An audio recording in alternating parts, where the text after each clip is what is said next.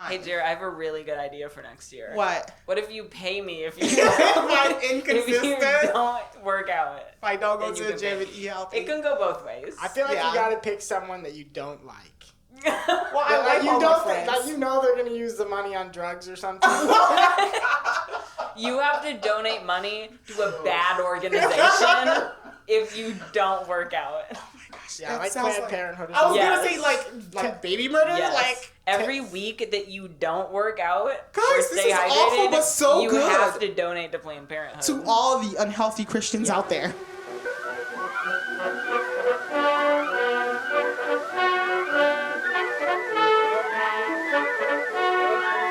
All right. Well, Maria, thank you so much for doing the show with us. You're welcome. For those of you, I don't think we've even made any announcement about this, but this will be the last episode of this season. Oh. Of New Life Cast. I don't know if you even knew that, Maria. Not at all. You're the grand That finale. sounds exciting. I hope it's worth it. Yeah, I'm gonna leave you on a cliffhanger. Yes, that's good. So we will be taking a little bit of a break and be back to it. So, no definite dates, but we'll let you know. Anyways, Maria, Yes. good to see you. Thank you. You as well. Well, we should jump right into it. Cool. What is your favorite color, and what does it say about you as a Yes, person? I've been preparing. My favorite colors are pink and purple, and they say that I'm a girl because when I was a kid, I didn't want to be like a girly girl, so I especially didn't like pink because it was a girl color. But now I'm a girl and I'm okay with that. Okay, And girls are fine. So nice. I like pink and purple. You like pink and purple. I That's just accepted it. I did. Elena hasn't gotten to that point yet. Maybe she'll get there. She still hates pink and well, she doesn't hate purple, but she She does hasn't hate pink. accepted her girlhood yet. She hasn't. Girl. Do you want to show everybody your water bottle? Yeah. Wow. So it's a Christmas present. Living your truth. Yes. For those just listening, it is about as pink as it gets. It really hurt my eyes when I took it out of the box. And that's how you know it's a good pink. It's painful to look at. Well, that's good. What is your earliest memory, Maria? My earliest memory was at our Franbrook house on the northwest side. I just remember walking into my room, and I think I was a toddler, and I had one of those like little shelf things, and I opened the door and I took out one of the little like blue snot suckers, Oh. and then I left. Did you suck Nope. anyone's snot? I think I just liked squeezing it. Yes. And that was my first memory. Yeah. Whenever Jerra's daughter Gwen comes over to my house, she finds our snot sucker and she sucks on it. Ew. So I probably shouldn't have told you that. It's probably why Arthur and her keep swapping sicknesses. Yeah, so gross. Gwen is a gross, pretty girl. Pretty gross The best girl. So I was asking Maria, or it's not Maria, Elena, my wife. Yes. Not you. You're not Yeah, my wife. I'm not. I was asking Elena what I should ask you during our interview. And she was like, I don't know how to say this, but what was it like growing up with Ray and Sherry as parents, since they're such different people? They really are. Kind of, I don't know, like as a kid, it's just normal. But now that I'm an adult, I look back and like I'm married and go, I don't understand how they ended up together because they really are very different people. And like as they've gotten older, they've obviously gotten used to each other and gotten more alike. But like growing up, my mom was the very extroverted one that would like stay super long after church to talk. And then my dad would like go sit in the car for like an hour and wait for her. And yeah, that was just how they were. And I feel like, I don't know what their interests are. And if they have the same interests, they watch like NCIS together. But like dad likes gardening and cooking and mom likes like crime and those like puzzles and games. She likes crime. She likes crime. She likes crime shows. Okay. Yeah. Not just crime. Not just like Not crime. just crime. Crime is a pastime. Yeah. So I don't Can know. you imagine sharing after church? How Worst we go relevant? Just gonna go rob bank real quick. I'll be back in time for lunch. Yeah. So I don't know really what it was like, but Sam and I are not as much different people, but we're different people. So it's good that different people can be married. Yeah. That was good to know. Well, not only married, happy. Happily married. Yeah. Yes. Yeah. In a fulfilled marriage together. So what do you remember enjoying from your childhood? Mostly, my mom has had like health problems. So when I was in like elementary school, she would sleep really late. And we were homeschooled. So if Miles and I were quiet, we could just quietly play until like lunchtime and we wouldn't have to do school if she stayed asleep. That was mostly what I remember enjoying, was just being quiet and sneaky. So we could just have fun. Keep mom asleep. So some of the people listening might not actually know your brother, Miles. So you want to tell us a little bit about him? Yes, I have a brother named Miles, and he is 2.5 years older than me. And we were homeschooled, so we spent a lot of time together, and sometimes liked each other and sometimes didn't. And then he left, and now he doesn't live here. And that's short summary of sad. his life. Yes, that's it. That's all there is. So do you think you guys took after more of like your mom or dad's personality?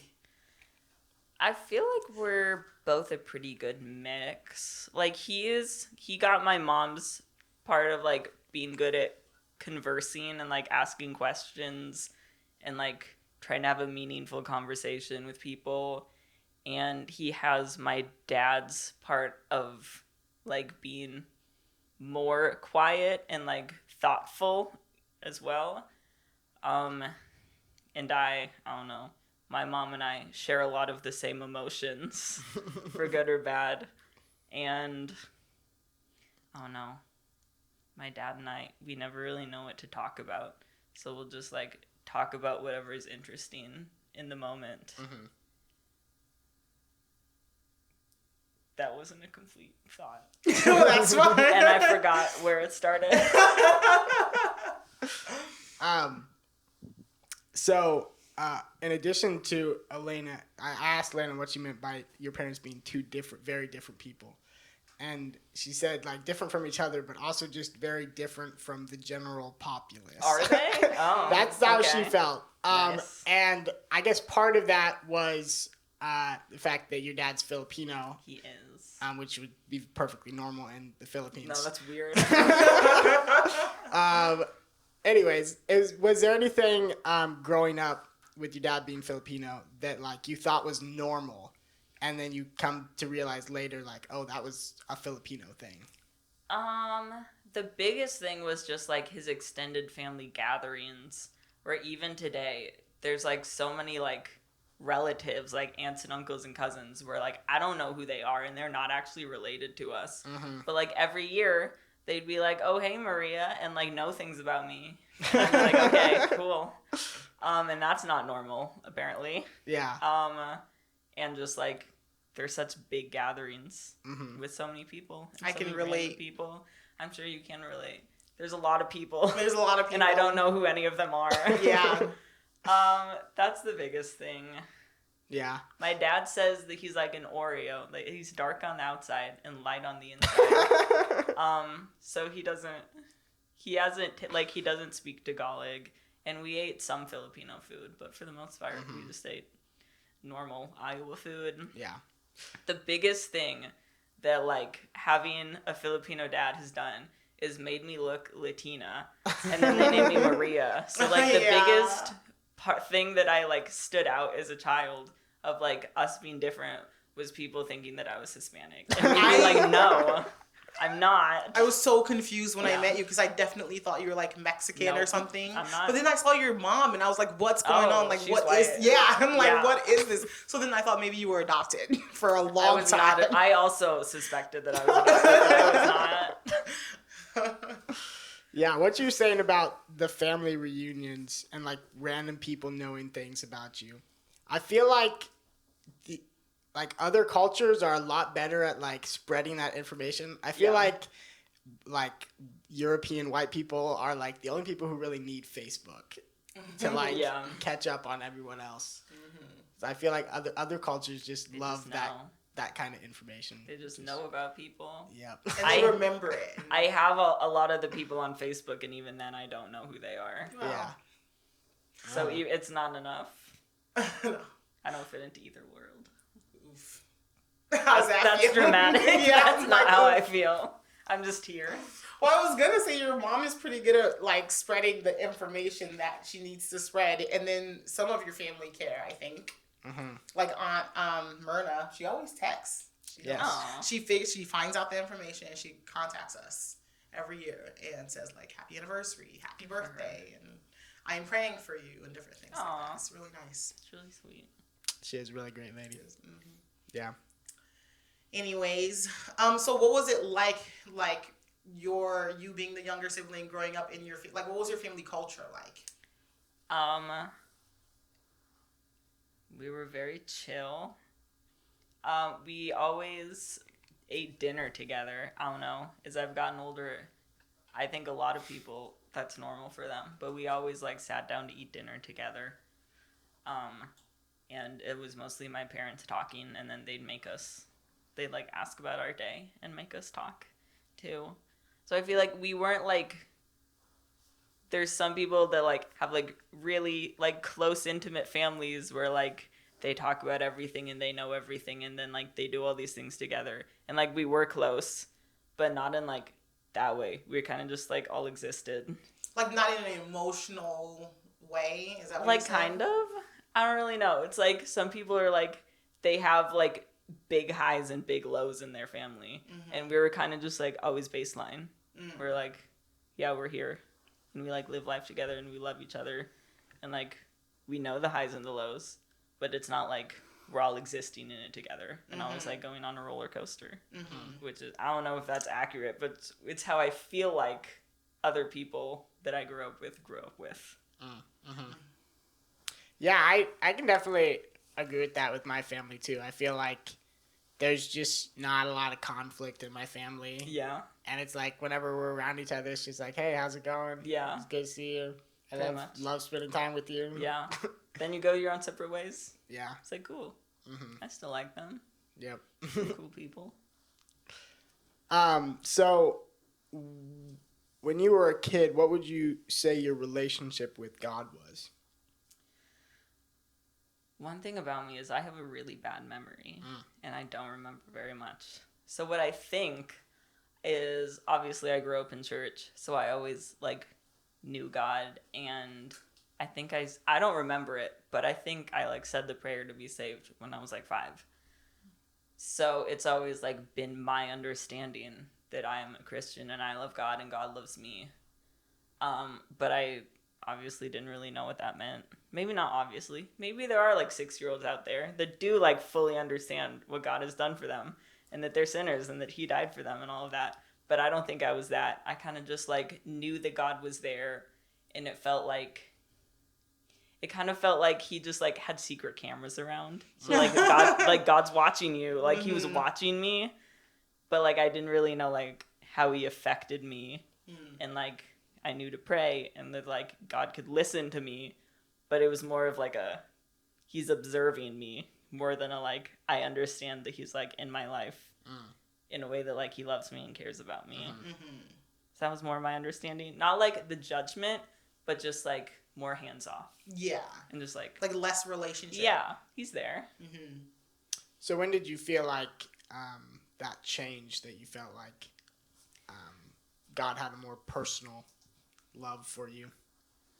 I think that it was, like, in the middle to late... part of high school.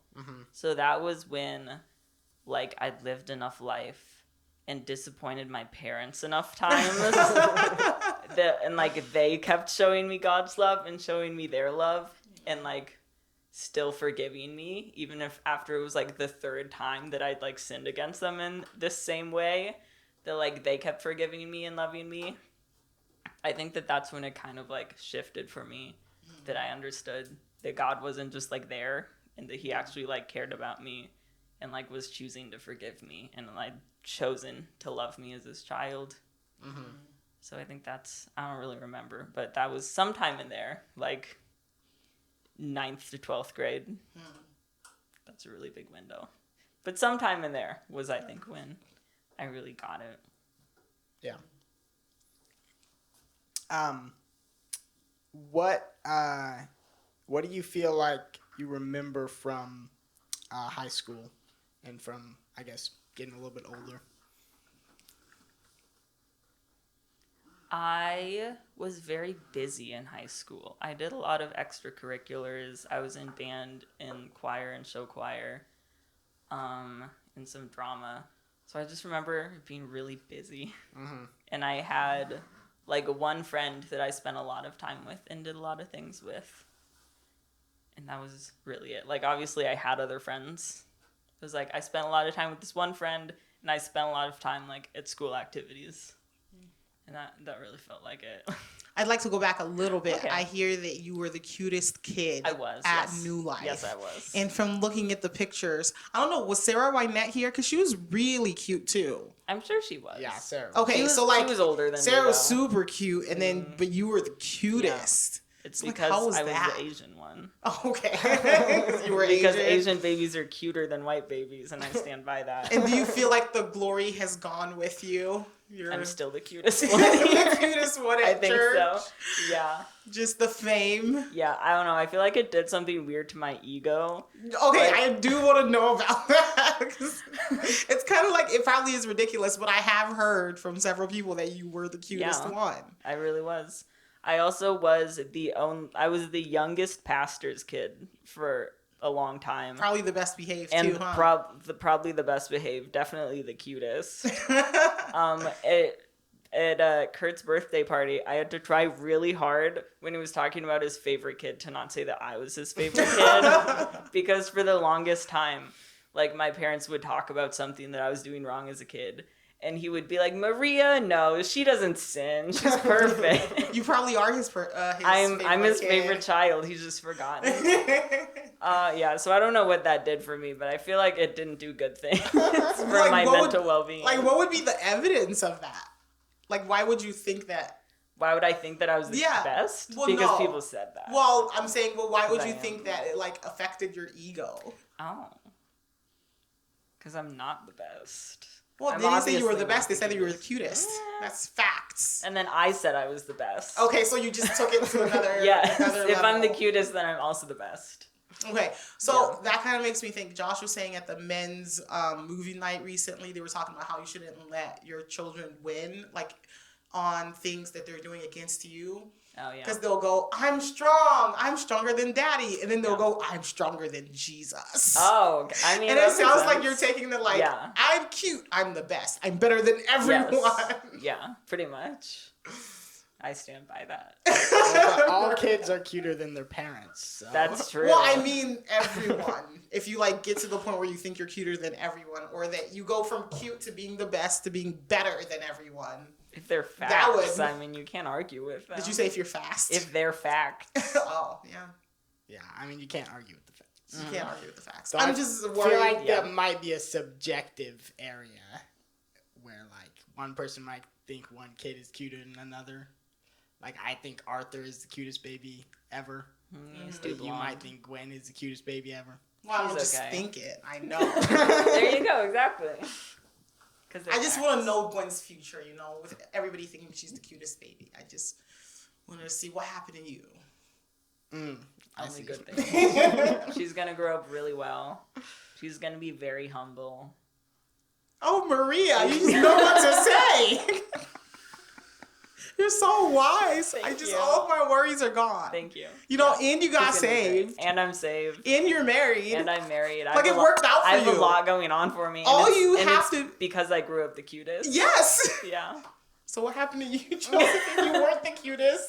He was a I think twin. I was pretty cute. No one Well, you even weren't the knew who he cutest. I was. was cuter than my brother, and that's really all that mattered. That's so. not what your mom said. What do you mean? Just kidding. I'm just No, it's funny because I feel like people did always say that I was the better looking one, but I think it was maybe like just a joke. Like I don't know if it was actually true. Most people couldn't tell the difference between us. Partially a joke, but your mom did say when you guys were born, Josh was cuter. How did she know? Well, because he had more fat. Well, but I mean, that is true because he was stealing food from me in the womb. Yeah. So it would make sense. Maybe I was probably emaciated. I was probably like a stick figure. It was beautiful that you were still alive. It was beautiful. Joseph is the best looking one because he lives. He lives. He got the boy who closest lives. to death. Yeah. Well, he's got more fat on him now than I do as well. So. Does he? Yeah, he's smaller than me. Oh, are you saying because you have more muscles? I'm just trying to insult him. Okay.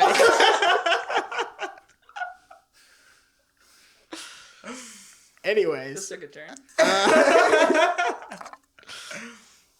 So, we were talking a little bit about your high school years, Maria. And you felt like towards the end of high school that you'd lived enough life and that you... I know those were my words, but that makes it sound really dumb. I'm grown. Mature. What do you feel like were some of those, I don't know if they were difficult things or whatever during your high school years that you feel like that brought you to that point of? One of them was the friend that I spent a lot of time with had a lot of like mental health issues. So she was very up and down and like brought up feelings in me of like not being okay. It was like, oh, like she's like struggling just to like be alive and be okay with that. And that's like a really deep thing to think about as a 15-year-old and like to be confronted with like your own morality, and it's like God made this person but like they don't want to be alive. And that's hard when that's your friend. So that was one situation that like helped me grow up, air quotes, I don't know, get perspective in life. And the other one was Sam, because as I'm sure is common knowledge, we were not supposed to be dating, and then we were, and like 2 or 3 times, like our parents would find out and be like, you guys have to stop. Like, this isn't good for you. And like, we know that it's not good for us. And then we'd be like, oops, oh well, I don't care anymore. So that was the thing that they kept on needing to forgive me about and be disappointed in me. And then I do it again. That just makes me really sad.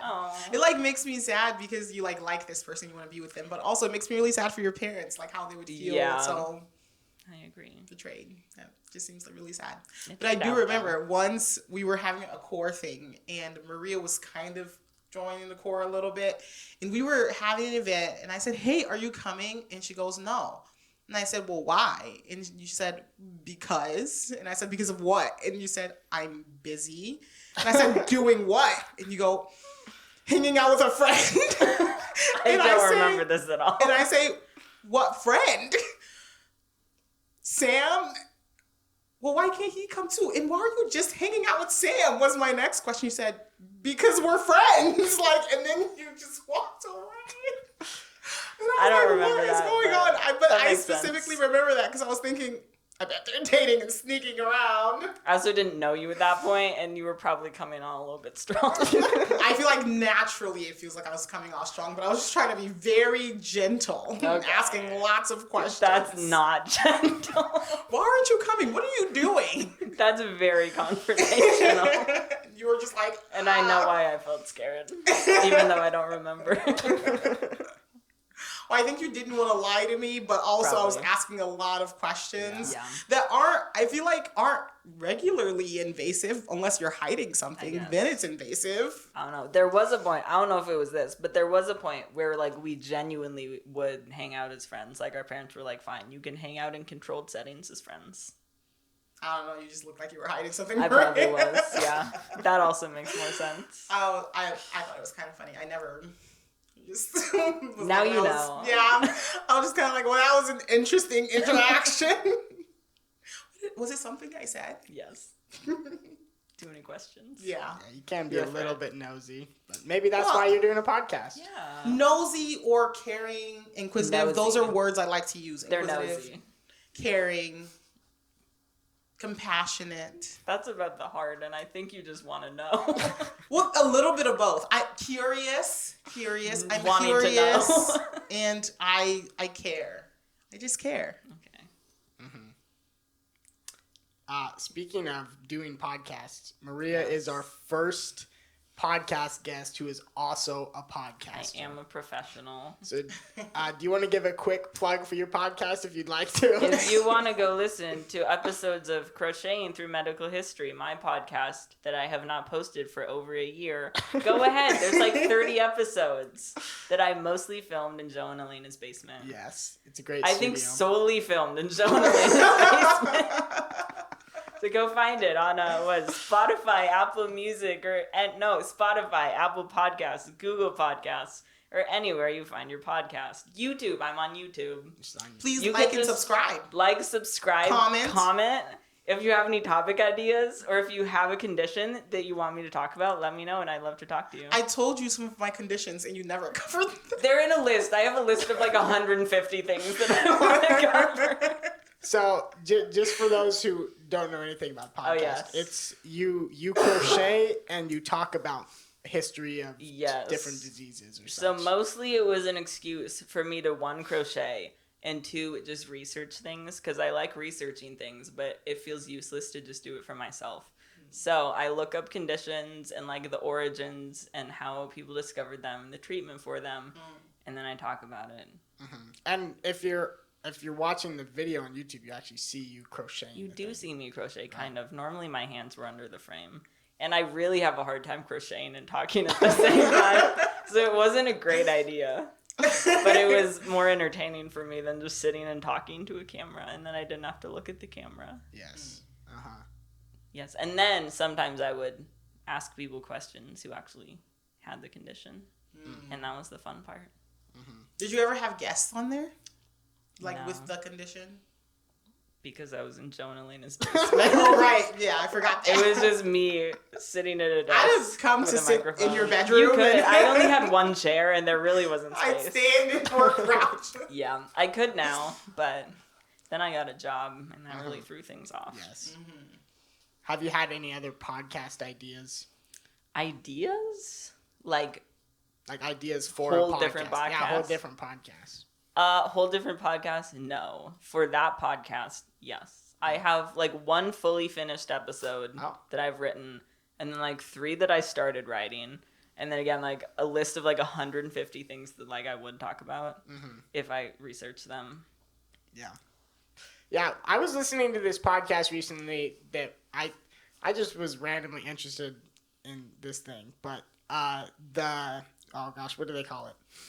Whatever they call like all of the diseases that swapped between the new and old worlds when like explorers started coming from Europe to North America and South America. That makes sense. It's really crazy like how many, like they estimate that like millions of native North and South Americans like died from all the terrible diseases that had been killing all the Europeans for hundreds of years. That's sad. So I don't know what's wrong That's with really Europe. interesting. Yeah. Wow. But like the thing that was so interesting to me was why didn't it go the other way?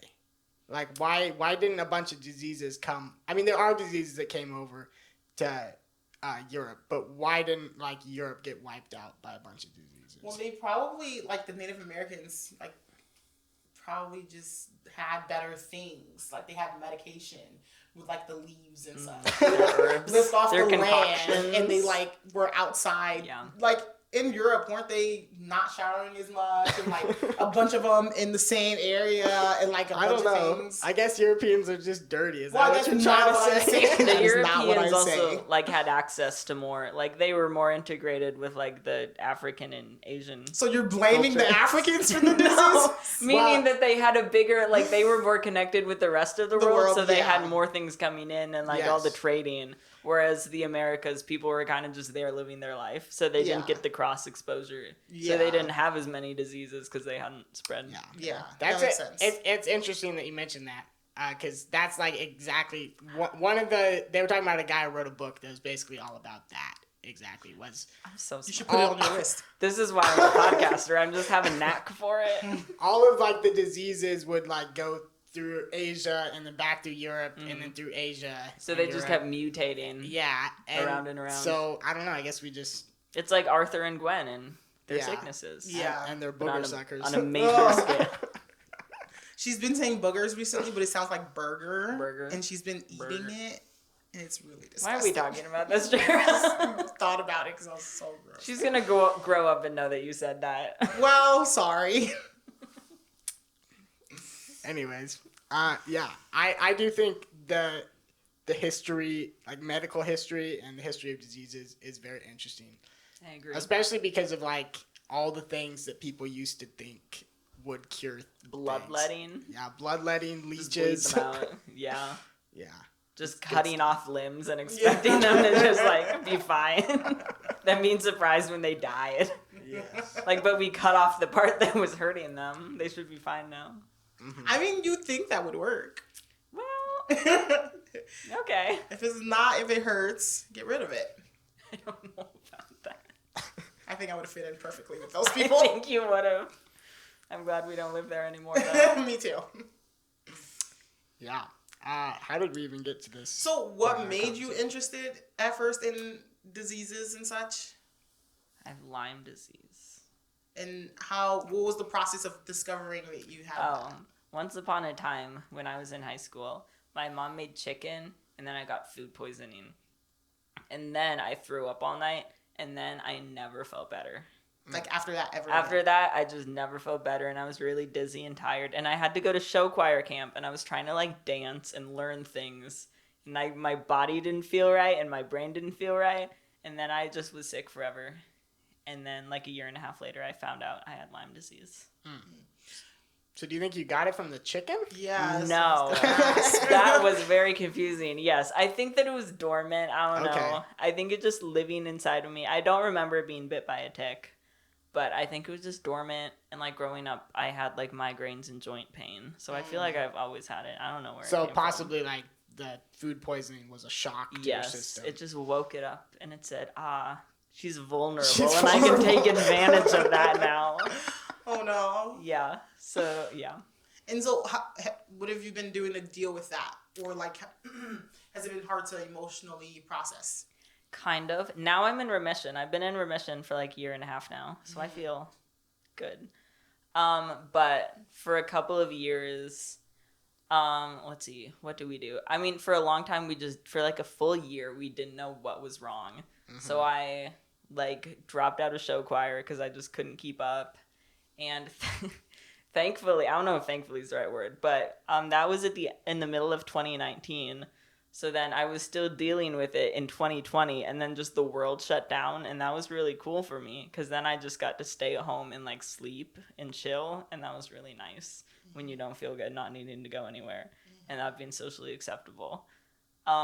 So for like a full like year, it was just like coping, and we went to a neurologist because dizziness was a really big symptom, and that didn't help, and then I feel like we went to a bunch of doctors, and now I can't remember what any of them were. But we started, I think once I got diagnosed, my eye doctor diagnosed me because she had Lyme disease. So once I got diagnosed, I then still couldn't really get proper care because the CDC doesn't recognize chronic Lyme disease as a thing. Mm-hmm. So doctors kind of have to like fly under the radar and like treat it under the table. So I started trying to do like a natural treatment where I like wasn't on antibiotics. I was just like, it started with just treating the symptoms, and that got me through college, so that was nice. And then when I was mostly done with college, I started a bunch of antibiotics and was on those for like 3 or 4 months. And then I got better. So is Lyme disease caused by a specific bacteria or? Yes, Borrelia burgdorferi is a spirochete bacteria. So it's like a little corkscrew. So it's really good at like digging into the tissues and just living there. Yeah, and some ticks carry that. And is there any like standard set of symptoms for Lyme's disease? So like the stereotypical one is a bullseye rash. So like you get bit by a tick and then it looks like a bullseye. And they're like, cool, you have Lyme disease. And then they give you like 2 weeks of antibiotics. But that's not all of them. And then it varies a lot. Though like that, and then I think headaches and like joint pain and fever are the like acute when you get bit by a tick. Like you probably have Lyme disease if you have those things. Yeah. But I didn't have any of that. I just had like chronic symptoms where like lethargy and a lot of like GI upset can be a big thing. And then some dizziness and like headaches and neurologic things. And did I already say joint pain? I don't remember. Yeah. And like sleep issues. All of those can be, which are like symptoms for everything. So it's very nondescript. So how would, like, I know you said your eye doctor has Lyme's disease, but was she, like, could she see it in your eyes? Like, how did she do that? So when we ran out of, like, neurologists and all those people to go to for the dizziness and the headaches, we then went to the eye doctor to see if it was, like, an eye problem. And then since she had it and her family has it, she knew the symptoms. So she did one test, which was, I think that it can work if you have the acute case, and that was negative. So then we kept looking for other things. But then some of the things that she taught us about it, and I looked into it more, we went back, and there was a whole weird test. It was a thing you had to, like, I had to do a bunch of exercise for, like, 15 minutes, and then, like, wait half an hour, and then I had to get a urine sample and send it off. And I think that was the one that actually got me diagnosed. But it was real weird. Yeah. It was a trip. And it's just because she knew it wasn't anything to do with my eyes. Actually, my eyes were fine. Yeah. That is interesting. Well, I mean, I'm sure you're thankful that she like figured that out for you. It's real nice. Very good. Yeah, Lyme disease is kind of like crazy and scary to me because I remember when Tim Kearney got, I don't know if that would have been like the acute Lyme disease or if he would have had it and then I'm not sure. I think that his was still technically chronic because I think it was like a couple of months before. Yeah. You know. Anyways, he was just like on death's door and that was just crazy. Yeah. Is weight loss like a symptom of Lyme disease? It can be. I knew a guy, I'm pretty sure, who I think that's what he had. He went from being like really big and buff to losing a ton of muscle and weight and just now being super skinny. Can't really put on weight. Yeah. Is that Josh? There you go. You got your dick in. It is I don't remember the super buff Josh. I missed that part. Back when he was a toddler. It was a different When he guy. came out of the womb, he was really buff. Because he was stealing all my food. But Lyme's, so Josh and I had gone to Wisconsin and I got bit by a tick. Oh, yeah. And I did have like redness on my leg and it looked to me like a bullseye. Oh, boy. But then I looked it up and it's, I don't know, there's just not a lot of pictures with black, like darker skinned people with diseases, It's like all the certain the diseases. wiki pages with the pasty white guys. Yeah, and I can't tell if mine looks like that. So I have not been to the doctor, but I was it kind of looks like a bullseye. I don't know. And Josh was like, well, you're probably fine.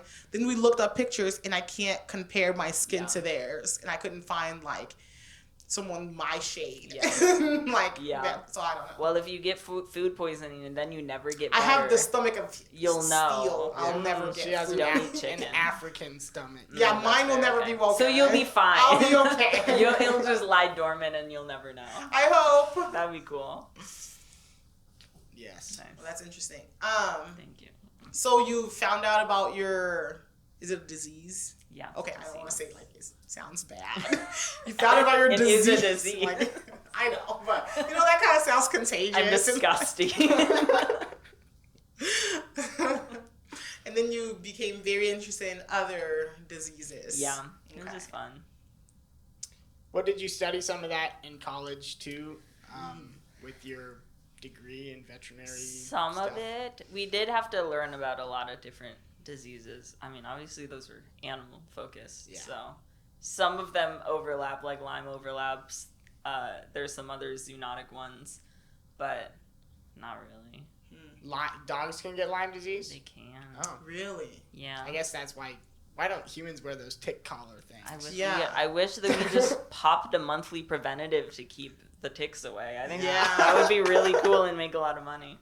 But I guess not. Why can't humans do that? I'm sure we could. It's just it's probably bad for the dogs if they don't want to tell you that. The reason dogs only live like 10 to 15 years is because of the preventatives.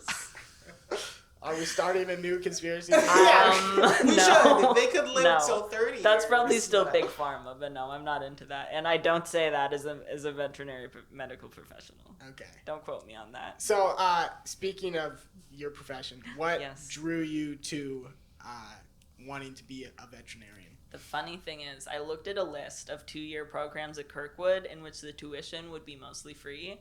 And then I picked off the list. Really? And that's why I'm a vet tech. Really? Because it was mostly free. Uh-huh. It does go back. When I was younger, I wanted to be a vet because we weren't allowed to have pets. So I just had a bunch of hamsters, and we could never get dogs and cats. Mm-hmm. So I wanted to be a vet, but then I just picked off a list when it actually came down to it. Mm-hmm. That's so logical. Thank you. I would have been thinking, what am I in love with? No. What can I do to not? No. What can I enjoy for a while and only go to school for 2 years and then be fine to like quit when I'm ready to move on? Mm-hmm. Wow. And that was vet med for me. That's really pretty smart. It's good career advice. Find something you can maybe enjoy kind of for a while. And then you'll be happy. Then you'll find something else to be happy. Like a podcast. Don't go to school for more than 2 years because that's a waste. That's probably true. Not for everybody, That was my thinking, yeah. Not for everybody. Yes. So, do you have any other diseases? I don't think so. I'm just wondering. Not yet. I don't know. To go with your interests. I don't think so. Okay. I have, no. No. Not with those. Disease-free. Kind of. Mostly disease-free. Yeah, that's a weird question, Jerra. Don't ask that one of our other questions. No, that's not. Sounds bad. But I was kind of alluding to like when you. Oh, this sounds even worse. But I was kind of alluding to you finding out that you were autistic. I am. That's but not autism, a disease. Yes, autism is not a disease. But that is correct. So, but not a disease. Let me ask the question, Jerra. Okay. So, Maria, you were diagnosed as an adult with autism. Oh, I was. I was 18, so it was barely. Okay. Well, sort of an adult. Kind of an adult. Legally. Which is something that is fairly new because, at least as far as I understand, like most people, like they hadn't really broadened the definition of autism until very recently to include like being able to diagnose adults and such. And girls. It's all the 5-year-old boys. That's true. It is mostly males. Yeah. So what was that like? Finding that out. Yes. Disclosure before we even start. I've been spending too much time with my husband and with Matt Huther. So like in my brain, I'm like, oh my gosh, it's a label, and like people are gonna like be like, ew, it's just a personality thing. Which in a way I agree with. It's like, it's how God made me and it's how God made people, and that's fine. But also, labels can be fun sometimes because then you get to learn things about yourself that you didn't know. So I think that when I was sad and sick in college and just laying on bed and just scrolling the internet, and TikTok was a thing. I don't remember if I had it. I must have, because otherwise the story wouldn't make sense. But there was like lots of girls. Maybe. I don't remember anymore actually. But there were people talking about like their autistic traits and like things that they thought were normal, and then they were not, and it turns out they were just autistic. And I was like, huh, that's funny. That sounds like me, some of them. It's like, oh, what do you mean you like used to cry when you had to go outside? That's just normal. Like, like, oh, this food is gross.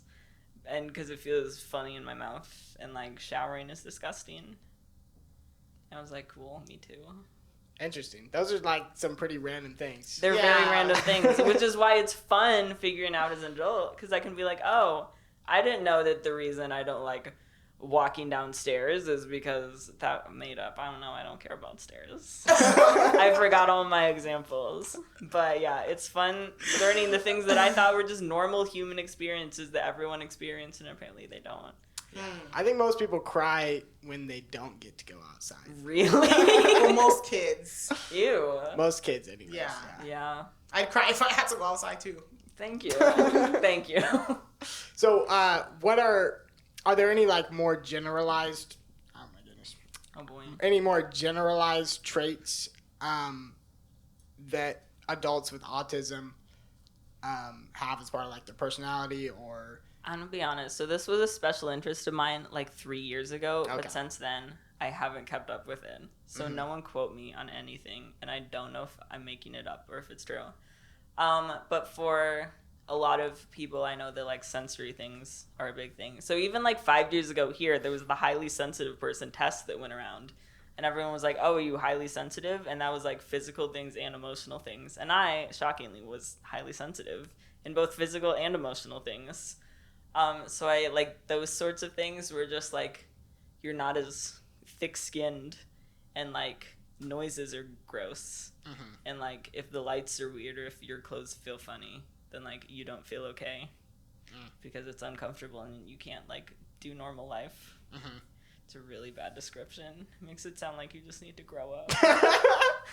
Well, no. But yeah, I remember that highly sensitive person test. I'm pretty sure I took it, and I remember like you needed like there's like they asked you a bunch of questions, and you needed to answer yes to a certain amount of them. I think it was like somewhere in the teens, like 14 or something like that. You need to answer yes to like 14 questions, and then you're considered highly sensitive. And I think my dad had me take it, and he was like, "I'm pretty sure you're gonna like rate pretty high on this." And I took it, and I got like 2. oh wow, like 14. that's crazy. And that was a surprise to me as well, because I was like, yeah, I'm special, I'm unique, I'm probably a highly sensitive person. You're just a 4, actually. You're not special in uni. Yeah, see, I think what it was is, like, emotionally, like, I'm a fairly sensitive person. But then, like, I don't know, I'm not, like, upset by things very easily. You're not gonna cry because someone doesn't like your shirt. No. And physical things, like loud noises, I'm pretty sure I'd started my career as a construction worker, and it's like I'm around a lot of loud noises all day, and I just kind of tune it out. So I don't think I'm highly sensitive. Well, that's good. But So was it hard for you to accept that you were autistic, or was it just like, oh, finally, like my life makes sense? In a lot of ways, it was like, oh, things make sense, and it's not like I made it my identity, and it's not like I talk about it a ton. Right. But it is nice to just be able to know. Like, the same as with Lyme disease, where it's like, why am I just so dizzy all the time? This doesn't feel normal. It's like, now it's like, why, when, like, I can hear the refrigerator, can I not focus on what I'm doing? And it's, like, the same thing. It was like, oh, there's nothing, like, it's inconvenient, but it's not like I'm doing something wrong. Or it's like, it's crazy. Or, like, I should just be able to focus. Yeah. It's like makes it make sense, and that like makes it easier to deal with. Well, it probably So for the most part, it was allows you to okay. give yourself some grace. Yeah. Whereas before you are thinking like, I need to Boundaries. grow up, but Oh, now yeah. you know it's like, no, this is Yeah. part of who I am, and Yeah, I need to find a way to cope. and that's okay. Coping is great. In some ways, yeah, it can definitely be helpful for you to live your life. That was a joke. Well, I don't do. accept coping. Well, I do. And coping can be okay. I do really believe coping can be okay It can for a season. for a It's season. okay to cope for a I while. think I mean, it's it a depends good on resource. like what we're talking about. Yes. Because like coping, like with losing a leg or something, like you want to get a new leg and cope with the fact that you lost your Well, it leg. doesn't have to be. But a if we're huge talking thing like that. spiritual issues, like Shove them aside. or emotional issues, or if we're talking about I think even in those situations, it can be okay to cope for a time. Like if you're really sad and your kid falls down the stairs, are you gonna be like, I need to work out my emotions, or I need to like forget about this for now and deal with something that's happening? yeah. you're gonna cope for a little bit. I'd probably just stand there and cry. Not help And then the kid would stand there and cry too, and you'd just be standing there crying together. I feel like coping is a way to be able to live life as you work out your stuff. Yeah. It's a way to still deal with things and move on. Yeah, and still and not be consumed by it. Yeah, and not have it consume your whole life. Yeah. Yeah, it's good to be able to process through your emotions, but it's also good to not have to process through your emotions. Immediately, right now. When something else needs done. Yeah, exactly. Which is definitely a problem that I have. That I've struggled with. I feel like in my life is, like I need to do something, but hey, I'm struggling with this emotional thing. Well, to me, it feels like the emotional thing is more important, so I'm just gonna forget about the thing that needs done. You gotta cope more in your life. I gotta cope more. You gotta be better at coping. Yes. Well, so I would like to hear what you guys think about this. I was listening to a podcast yesterday, and they were talking about, like, making your kids do things. Like, if it's okay to force your children to do things. And they said, change the language. It shouldn't be forcing if it's a good thing. You're allowing them to do a really good thing, and you're teaching them to grow in a certain way. And then they said, they tell their kids no because they're, like, no sugar people. And their kid is allowed to be sad about that, like to be like, oh, like that's a bummer. But then they say, well, now the child needs to return to joy. And they said they've read a study that your ability to return to joy after a disappointment shows how mature you are. And upon hearing that, I was like, well, I don't think I'm very mature. Like, I can continue with life if I've had a disappointment, but like a small thing can definitely like ruin my day. Like, I'm not going to be smiling. So I was wondering, like, if you guys struggle with that, where if like you have a disappointment, are you able to return to joy quickly? Sometimes. I've been working on that. I've been trying. I feel like this is going to sound bad. As long as I preface things like that, then it's okay. And then it's allowed to say. But I've been trying to just, like, not care about things as much. Like, especially, like, what other people think of me. It's like at work, like, I do something, and people are like, why'd you do that? That was a dumb thing to do. I'm like, man, oh well. Yeah. And then I can just move on. It's right. Like, but if I'm like, oh yeah, you're right, why did I do that? And then if I think about it too much, and it's like, then it's bad. Then you're up at night. But if it's okay to just, like, it's happened, and now we can move on. Yeah. I kind of, like, see it as that. Like, well, if I just choose to not care about it that much. Yeah, you're choosing to return to joy after hearing a hard thing. Yeah. I concur. Yeah. I'm probably not very mature, so. Okay, well, I'm glad we're on the same page there, because I was telling Josh I am not mature. So people who cope more are better at being not mature. even necessarily coping, but like you have a disappointment and you're like, this is a disappointment. Yeah. You like acknowledge it. And you're like, wow, yeah. But then you're able to like genuinely return to like, but my life isn't ruined. My day isn't ruined. Like, it's a lot about perspective. Yes, having perspective and being able to move past, like being resilient. Because I feel like I can be resilient, but like my face is not gonna be happy. Like, I'll still do the things, but man, am I upset. That's part resilience. Partially, I need to grow in the other. Like, it's do not it the joyfully. hard end of it, but yeah. Well, I feel it's your heart. Yeah. Working on your heart, I think, is definitely something I would need to grow in. But I thought that was really interesting. That that proves your maturity in life, and I can agree that it would show how mature you are. And to teach kids, it's okay to like feel bad about things and wish that things were different and to be upset. But, like, it's not okay to let it ruin your life. Because you don't get to eat a piece of candy. Well, and Josh told me, he was like, well, it's a choice. Like, you choose to be upset all day. Yeah. Like, you could choose. It's possible for you to choose to not do that. Yeah. Right.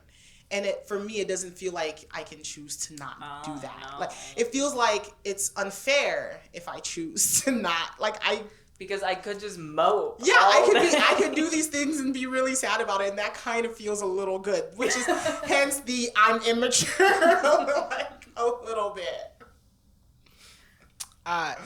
This is really random. I don't know why this just came to my head, but do either of you guys ever like wish that you would have some sort of like calamitous thing happen to you, like you lose both your arms or something? All the time. So that then like people didn't expect things of you. Oh, I don't know about that anymore. I'll have to think. I just like for the fun of it, you know? Okay, just for the fun of it. That's like almost worse than just because you don't want. Just because it's like adding some spice to life. It's like, oh, I guess I'm paralyzed now. What am I gonna do about it? You gotta figure it out. How am I still gonna like be a person and? Oh, because so you're wanting to like work hard, but Joseph's like, I just don't want. I just don't want to do the things. Yes, But but now they're coming out with like Neuralink stuff where they're gonna like fix people's paralyzation. Oh, so that can't be out for you? I can't even get paralyzed. Oh, boy. I feel like Terrible. the way I relate to that is like now being a mom, I know if I'm sick, I'm allowed to just lay in bed. So sometimes I do hope to be. You still have a kid. Well, yeah, but Josh will take care of it. Josh will stay home and he'll help with Gwen. And I can like maybe ask sister-in-laws, mother-in-law to take Gwen. Or I just feel better about myself because I'm sick. Whereas if I'm like perfectly healthy and just in bed and I have this kid that's like food, you know, like that. So. Basic needs, mother, please. Yeah.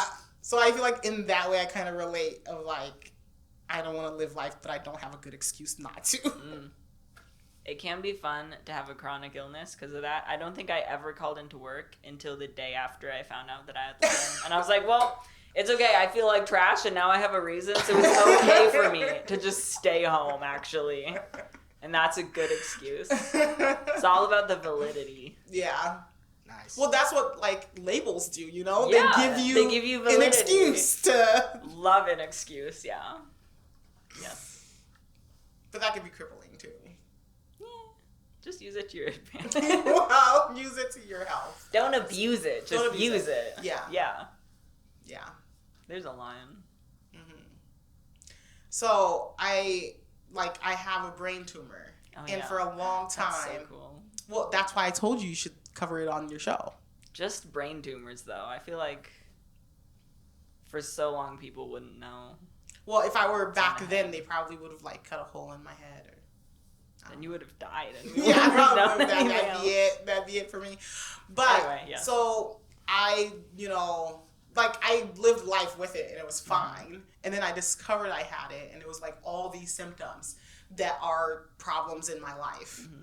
So I was like, oh man, like this is going to this is why. It's nothing to do with me and the things I do. It has to do with this brain tumor. But recently, I went and I did an MRI because I was on medication for it for a while. And apparently the medication worked, darn science. Because I was hoping to get the medication again because it would fix my problems. Because the last time I was on the medication, I lost a bunch of weight and I felt great. And I got Gwen, it was all lined up, it was all good. So I'm I don't have to change my life. I can just get on this medication because I have this tumor. So true. Goes to the doctor. Doctor's like, actually, your tumor shrunk. You're not releasing this hormone anymore. And I was so devastated. I got to lay down because she would not give me this medication, which means I have to change my life. Oh my gosh, do you know how much work that is? That's a lot of work to make life changes. So now I don't have that reason, That was. Now you get to mature. Oh. It's an opportunity for growth. Yeah. That's exciting. Yeah. How long did it take you to go back to joy? After My gosh, Joseph! She hasn't gotten there. Am I joyful? It took a while. It was and then the funny thing is, I tell people because people are like, "Oh, what were your results?" And I would tell them and try to be really happy because, usually if your tumor is healed, it's a good thing.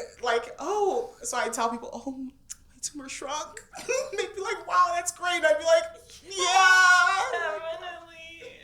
I don't have to have the medication anymore. And they're like, that's wonderful. We were praying. And it's yeah. You should have prayed less. Don't pray for me next time. Well, don't pray for this anymore. Pray for my other things. But that was interesting. Sorry.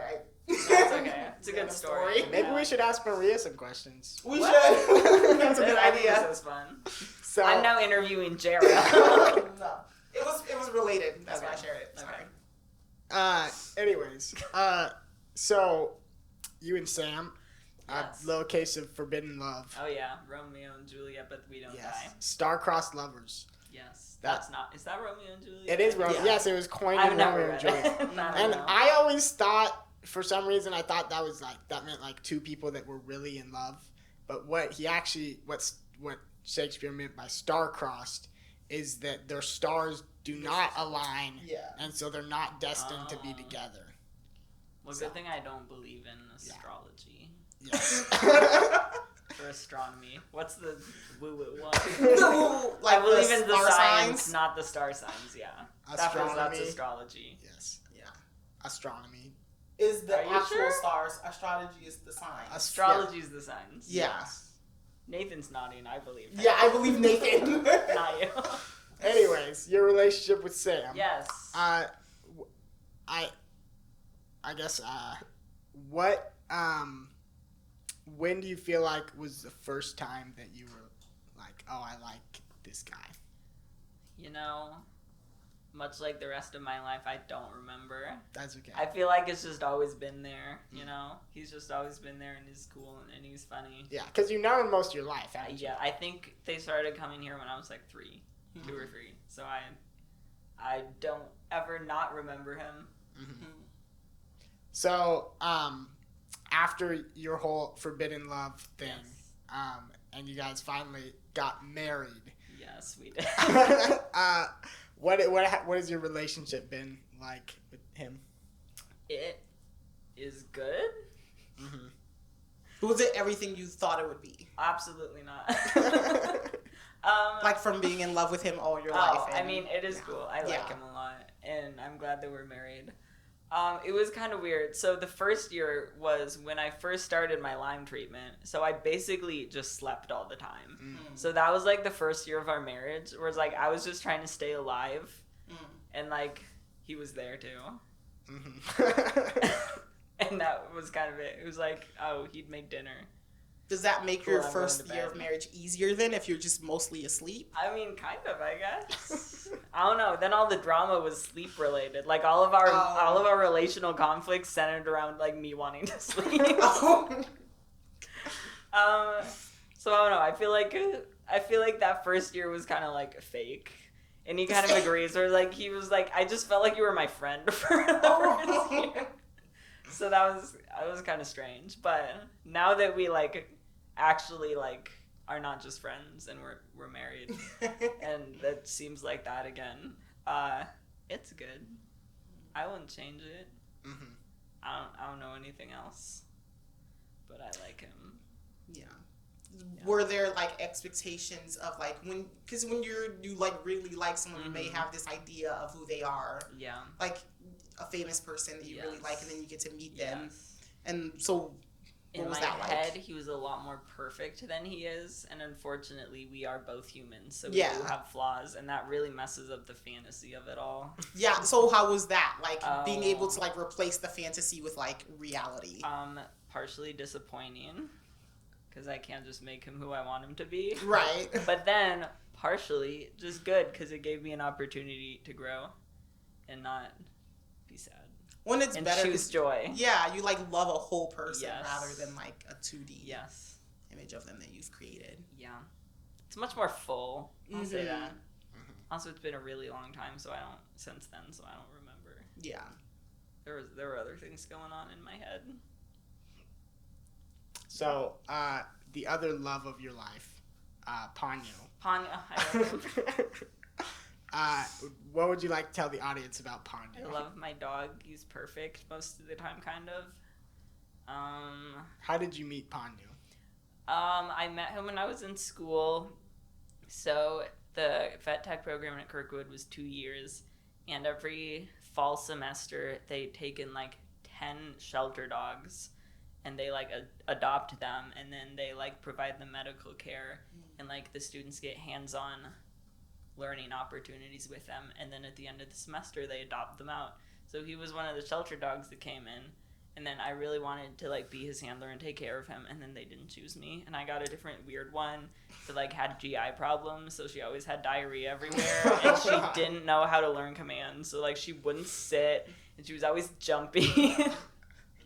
And then, at the end of the semester, nobody wanted Ponyo. Oh my goodness. That's crazy. And then I wanted Ponyo, and they were like, I think he should go to a family. And I was like, but why? I love him so much. And then I wrote a big email to the person that was in charge of adopting them. And I was like, I really love this dog, please. Aww. And this is why I'm the perfect person for him. Mm-hmm. And then I got him, and I love him a lot. That's crazy that somebody has rejected Ponyo and put him. No one wanted it. I think the thing is, which is kind of fun, I don't know, God probably cares about him because I care about him. Yeah. But I don't know. It wouldn't be something that I think God would care about, but I think he does. Because one of the dogs, Ponyo, he can like other dogs, but he doesn't always. So one of the dogs was like aggressive towards him, so it attacked him once. So then on their bios before they got adopted out, he was like, isn't always a fan of other dogs. And I think that people were like, ugh, I don't want a aggressive dog. Right. And then no one wanted him. But he was objectively the cutest one, so I don't know why no one wanted him still. Yeah. But now he's mine and I love him. So that probably was a God thing because you do really love that dog. So the Lord really probably love did him. just If I have any idols in my life, he's one of them. Okay. So on Sunday, my dad was giving his message about the new Earth. Animals, were you in that message? Okay, so he was talking about how like animals maybe will talk in heaven because I missed that part. I don't remember that at all. Okay, because like I think he was going out on a limb and he mentioned that, but because the serpent in the garden was speaking to Adam and Eve. I do have a lot of thoughts about this actually. Okay, well that's why I'm asking. Okay. So my first question, because I was thinking about this and like my relationship with different animals. Yeah. And it's like, would you enjoy being able to talk to animals? No. That's kind of how I feel too. I would not, because they're not humans and they're not sentient in that way. And I think all the examples of animals talking in the Bible and like the bush talking in the Bible, it's not the animals talking. It's like the devil talking through the serpent and the angel talking through the donkey. And God talking. No, it was an angel or God talking in the bush. I don't remember. It was God. It was God talking through a bush. It was like animals are just there and they're fun and they just like la la la. But it's never their own thoughts. But yeah, like I don't. Own... The whole thing. I love Ponyo because there's just nothing in his brain. Like he's just a dog and that's it. And I really like that. Yeah. Where like he's not out to get me.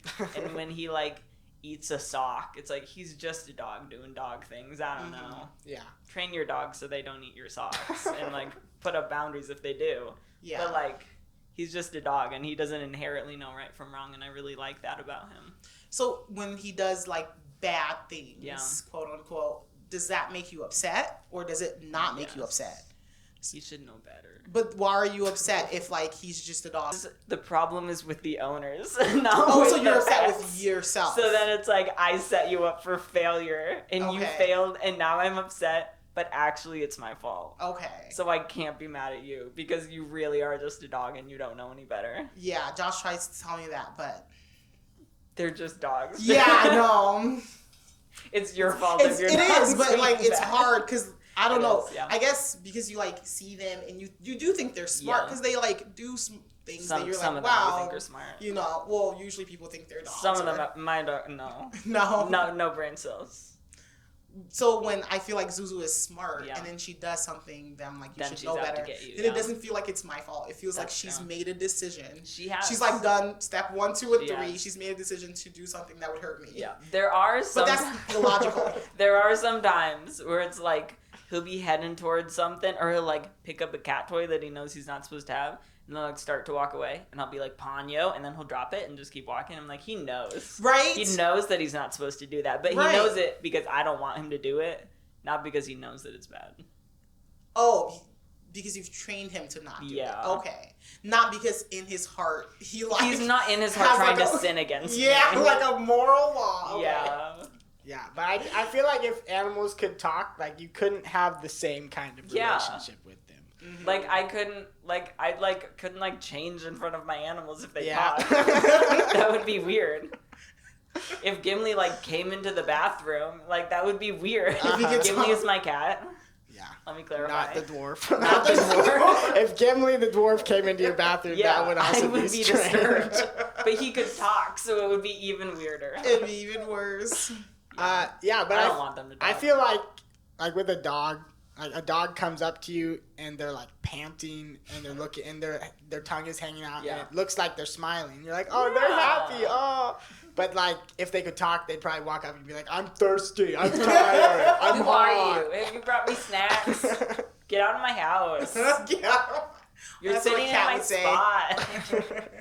So yeah, I just feel like the positivity that you can receive from an animal, just because they can't talk to you and tell you what they don't like about you. Well, that's for Earth, but in heaven, I'm sure when they can talk, they won't be I complaining don't want at my you. animals to talk. I do. It'd be nice. That's humanoid. I don't want that. We'll live in the part of heaven where the animals don't talk, and Jerra can live in the part where they do talk. Can share So what is it in Narnia? Like, cause don't like in the first book in like Lion, Witch, and the Wardrobe, they're talking. Yeah. But then like slowly throughout the books, they stop talking, right?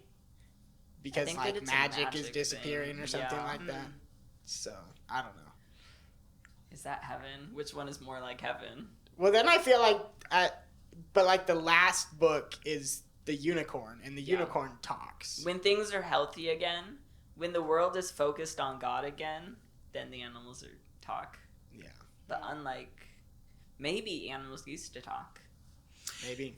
You know, I was thinking about your dad's sermon when Adam was naming all of the animals. Do you think if they could talk, then would they have given suggestions? Like, do you think they would have had an input? Probably. That's what I'm thinking. Some like of a them cow? Don't call me a cow. Right. Like I prefer. Well, why wouldn't they say what they prefer if they have the mental capability to like form words and communicate? Then they probably have opinions. I saw a meme about God created the ant. And Adam was like, oh, it's an ant. And he's like, cool. And then he's like, this is an anteater. And the ant's like, what? Oh no. That's funny. So I don't think that was like a dog. Yeah, I've been reading Genesis, like the first 3 chapters or whatever, a lot recently. And I just feel like there's so many little details in it that are so impenetrable to me. They're like, I don't understand why that happened. Like man naming all the animals. Like, why does it mention that? And like, is that something special, or is that just like, you know, man kind of names everything? I feel like it's just to set it up that like God created the world and he made all the animals, but like it's like when you have a toddler, I have so much experience with my own children that I know this. When you have a toddler and it's like, here, you can help cook, stir this water. And it's like they're not doing anything, but they feel included. And that's kind of how it feels like with like Adam naming the animals. It's like they're all there and they're made. I feel like there's a part of that that's probably true, but also to show authority. Yeah. Like when you name a thing. That's true. Like even, you know, God made Adam and named him, and then from Adam he made Eve, and Adam named her and all of the animals. Not that women are equal. No, Adam did name her. Wow. Yeah, he did. It's been a whole year since we read Genesis. And so, like, I think when you name a thing, there's, like, a way in which you're giving it its purpose and its identity. Yeah, and you feel a responsibility You to feel take care like of it. having a child, like, we named her, and there's some sort of a possession there when you name a thing. So I think that was a part of that. Adam's job was to have dominion over these animals, and so he could name them and kind of give them an identity and a purpose. Yes. You guys can disagree. I agree. It's a good theory. Factual, I think. Thanks. Logical. So, to ask you more questions. Okay. I like animals. You do like animals? But we can move on. Yeah. Well, we can keep talking about animals. That's fine. Then you have like 2 guinea pigs? I had dwarf hamsters. I had some really nice ones and some really mean ones. Yeah. Have you always been drawn to animals all through your life? I always wanted a dog or a cat, but I couldn't. Yeah, and I think that made me want them more. Yeah, I was gonna say, do you think a lot of that came from your parents not allowing you to have? Why didn't your parents want you guys to have pets? I think partially they just don't love animals, and secondly they want people to like be able to come over to their house. Yeah, that's without a valid allergies. That's probably just a convenient excuse for them. Yeah. Apparently, some people just don't feel joy from animals as much as I do, though, and that doesn't make sense to me. But there's just those people that just don't care that much. It's like, it's an animal. Yeah. Yeah, I feel like that's one thing that, like, we, like, human society used to interact with a lot of different animals, like, all the time. Mm-hmm. Like, people living on farms or even just, you know, rather than having your car, you'd have your horse carriage, or you'd have your horse that pulls your plow or whatever. And it's like, that would be interesting to be around more animals. But at the same time, then, like, they didn't have dogs that slept in their bed. Yeah. It's like the animals were, like, livestock and they were workers. Well, I wonder if they had more respect for them because they, like, helped you get food. Yeah. I feel like they had a more accurate opinion of animals. Yeah. Because, like, I do feel like there's a lot of people that, like, you definitely treat Ponyo like a person, but... I don't know about that. No, I'm not like a person, but you love Ponyo a lot. I do. With more respect than other people would have for dogs. But there's a lot of people that feel like, even mentally, like, an animal has just as much rights or is just as much person as any human. Mm-hmm. And, like... And then there's some people that think they're like a rock. Yeah. But it's like, I feel like when people used to interact a lot more with animals, I think they just had a more accurate understanding of what an animal is and what it's not. Yeah. And, like, I don't know. For myself, like, whenever there's some event or something that's supporting, like, a nonprofit and it's an animal shelter or something, I'm like, yeah, but there's also starving people. Yeah. Yeah. And I think animal shelters are great, but it's not like... If I can choose to feed a dog or feed a child, I'm going to choose to feed the child. Yeah. Because that's a human. Yeah. Well, you have, as a Christian, not that non-Christians don't have respect for human life, but you probably have more respect for human life because you know they're made in the image of God. Yes. And an animal is not. They are not. But God loves animals, so I think we should love them too. Yes. Like, I'm not the most in love with animals, but I care about them. Yeah. You don't not care for them. Yeah. Like, if my mean to animals them. died, I'd be really sad. And I like to feed them. And you wouldn't kill your animals for fun. And I would not kill my animals for fun, and I would feed them. Even then, it's hard. Josh would kill them for fun. Josh would. Oh, yeah. And you would probably still eat them. I wouldn't eat Zuzu. That's fair. I would not. This took a weird turn. It is. Maybe we should move on. We can. We should. Yeah. What have we not talked about? She crochets. I do crochet. You do crochet a lot. You made that thing for Artie, the sweater. I did make him a sweater. Mm-hmm. The sleeves are 2 different lengths, fun fact. Well, or 2 different widths. I don't know. They're not the same size. It doesn't fit him at all anymore. And he didn't like it anyway, so it was okay. It was cute, though. It was cute. Yes. Yes. So crocheting, do you feel like that's... is it a passion of yours, or is it just something that is fun to do? I feel like it's just fun. I've decided I like the type of art where I don't actually have to, like, make things up. Like, I don't have to visualize something and make it, but I can, like, follow a pattern and, like, make something that someone else came up with, but, like, I still made it. So it's more of, like, a low-stakes art where I get to make cute things, but it's not, like, I have to fail and, like, try to higher make success rate. Yes. And you just officially made a Facebook page. I did. For your Maria Makes. Like me on Facebook. Follow my page. Sorry, Maria Makes. Maria Makes. Maria Makes was taken. And you have to do the alliteration, so I'm making makes. Maria Makes. That is kind of a creative title, though. Thank you. Thanks. It's not, but it works. I like it's cute. Thanks. Like when you see it written out and you say it, it's cute. Maria Makes. Maria Makes. Maria Makes. It's cute. It's better than New Life Cast. I don't know. If New Life wasn't 2 words, I think it would be better. If it was like a 1-word church and then cast. Let's just change the name of the church. That's easy. That sounds makes fit our sense. podcast. Yeah. I'm all for it. Let's do it. That's funny. All the people in India would be sad that we changed the name. So do you officially, like, are you running it as a business? Like, you're trying to make things for people and, like, get your crocheting out there? Yes. I am planning ahead for when I don't have a job eventually. Yeah. Where I still want to be able to make some money somehow. Yeah. So it's a fun way to do that. And it was also over Christmas where I was just, like, crocheting a lot. I was like, oh, at a family gathering, crocheting. Yeah. Well, and I feel like there's been a lot of people at our church doing things and starting businesses. Yes. So like you. I did. Do you have any advice for me as a burgeoning business owner? Oh, yeah.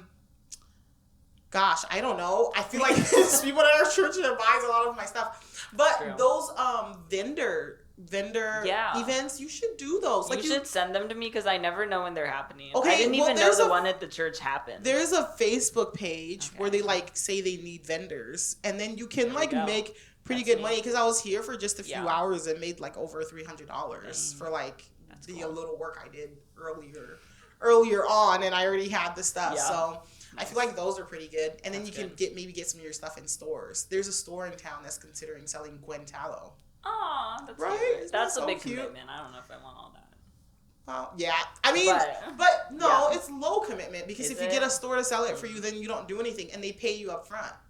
Oh, well, that's cool. That changes the game. Yeah, it changes everything. It's not consignment. They're buying it and reselling it. Yes, exactly. Okay. Yep, and I prefer that. Did they price hike then, though? Well, they do. So then you like sell it for less. Because then that looks bad on me. That's what I was thinking. But they said, what are you going to sell it for wholesale? Mm-hmm. And so I had to figure out what that would be. And some people were saying 50% or 40%. I know. I had a mental breakdown, so I had to subtract. But she returned to joy. I returned to joy because money was involved. And so I think I gave them 50%. Okay. Yeah, and so they'll be able to sell it for like around or a little bit more than what. So if my towel is $25 now, if you bought it at a store, it'd probably be like 31. Yeah, like something like that. And I would still. But you're still essentially making the same amount of money because I'm selling more. Yeah. And then you have a limit of or a medium of how much they can buy. So I say if you want to buy this, you have to buy minimum $500 worth. That's a lot of tallow. But that's only 40 bottles. I know. I thought you were gonna say 500 jars. I couldn't make that. I know. So I mean, there's things like that, but it's been fun. Yeah. So I'm excited that you're doing that though, because you are really talented. I'm mass producing. Well, in those dinosaur toys that you the stacking dinosaurs. Those take so much time. They're so cute though, Maria. I have made 2 and I don't know if I'm ever making another one again. You can sell them for so expensive. But could I? Probably not. It probably took me 60 hours. Really? Sell it for I'd have to sell ridiculous I'd have to monies. find a really, really rich person. Yeah, if you sold it for $600, that'd be $10 an hour. Exactly. Oh gosh. Okay, well maybe it's not worth it. Get on TikTok. I feel like TikTok people would buy anything for very expensive. Yeah. That's where making your own patterns comes to play, because then you make it once and then you sell the pattern and people are like, that's cute. I don't want to spend $600, but I'll spend 60 hours of my own life making this, and then I make $10 off of it. That's a good idea, but then I have to come up with the art, and then it's not as fun. That's not enjoyable. Then it's just stressful. Well, that's why it's be a supplemental thing. You're not trying to feed yourself off of crocheting. That would be really stressful. I don't want that. Yeah, I don't like to work to feed myself. I like to just be the provisionary. I don't know what that means. There's the provider, and then there's the providee. Oh, you. I want to be the providee, not the provider. The consumer? No, that sounds good. Yeah. Sounds bad. No. You want to be the wife. I want to be the leech. Okay. That sounds better. Yes. Nice. Anyway. I remember another thing I'm thinking of you. I remember you said you were really passionate, but maybe because you guys were needing to be passionate about this, you said you were really passionate about saving money and finances. Am I?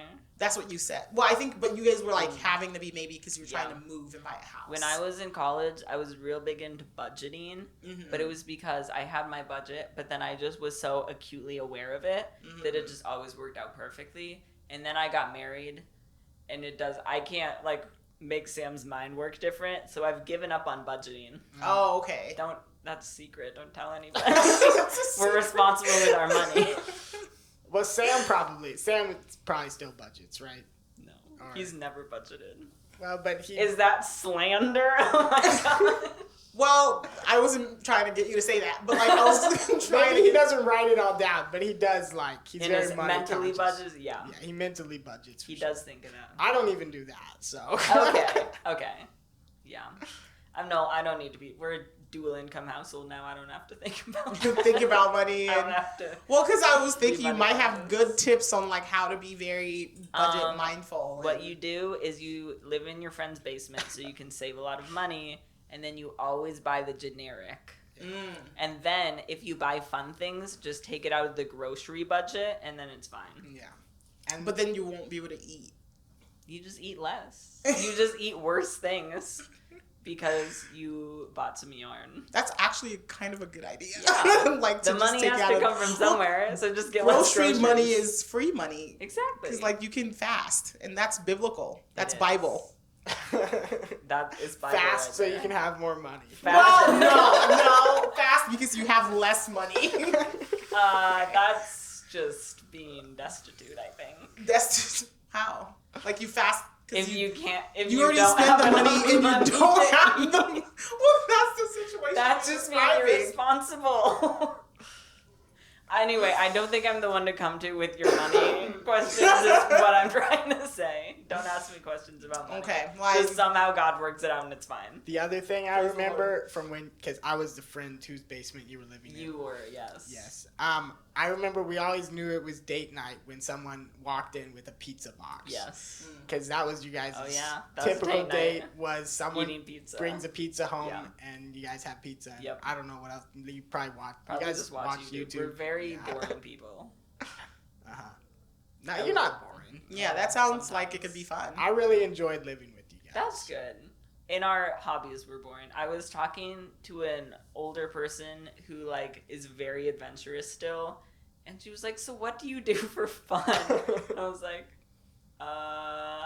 and she was talking about like jumping out of airplanes and zip lining, and I was like, "I watch TV."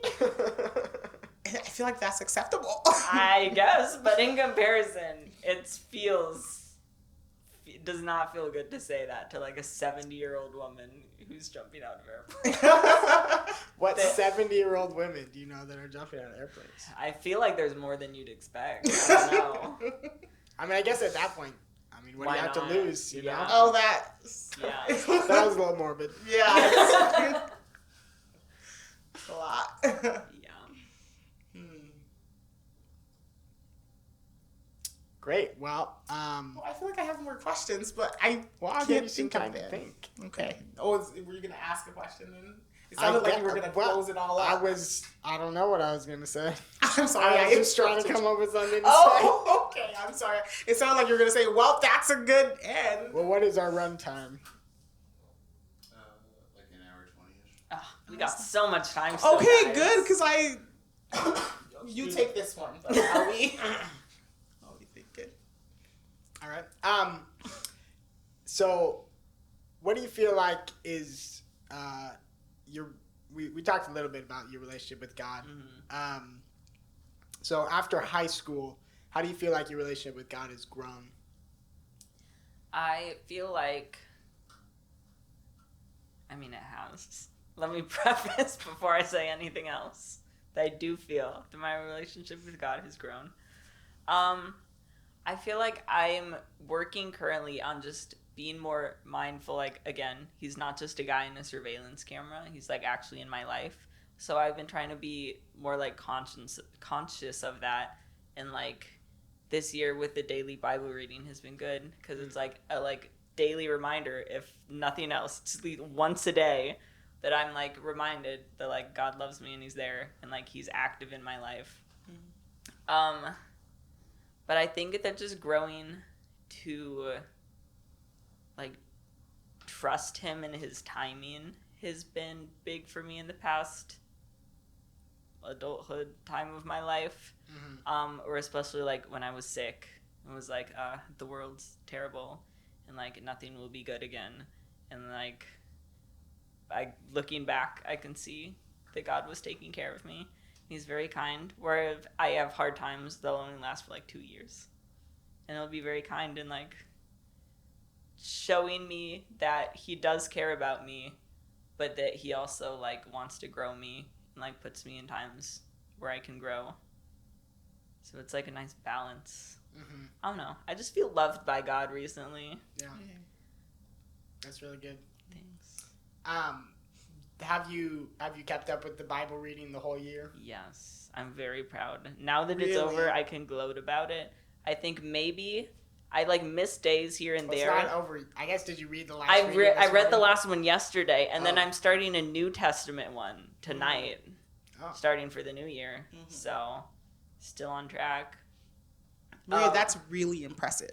Isn't it? I That's never very missed impressive. more than 2 days in a row. That's incredible. That's what I gloated about. The it past is. 2 months, July, November, and December, I have 100% success rate. Wow. And that's really big for me, because I'd go, like, a year and a half and be like, oops, I haven't read my Bible. So that's really big. Yeah. And I'm very proud of myself for And you that. should be, Maria. That's amazing. Are they gonna? I feel like they should do some sort of, like, ceremony for They should. everyone who A crown. actually did it. Here's a medal. You finished the Bible reading. Because I definitely would not get that. Yeah. Me neither. I think I stopped Yeah. February. Did you guys ever take music lessons growing up? No. Yes, and I never practiced. Okay, yeah. Well, at the end of the year at the recital, they'd have the, like, awards for the people that practice the most, and I never got one, even though I lied about how much I practiced.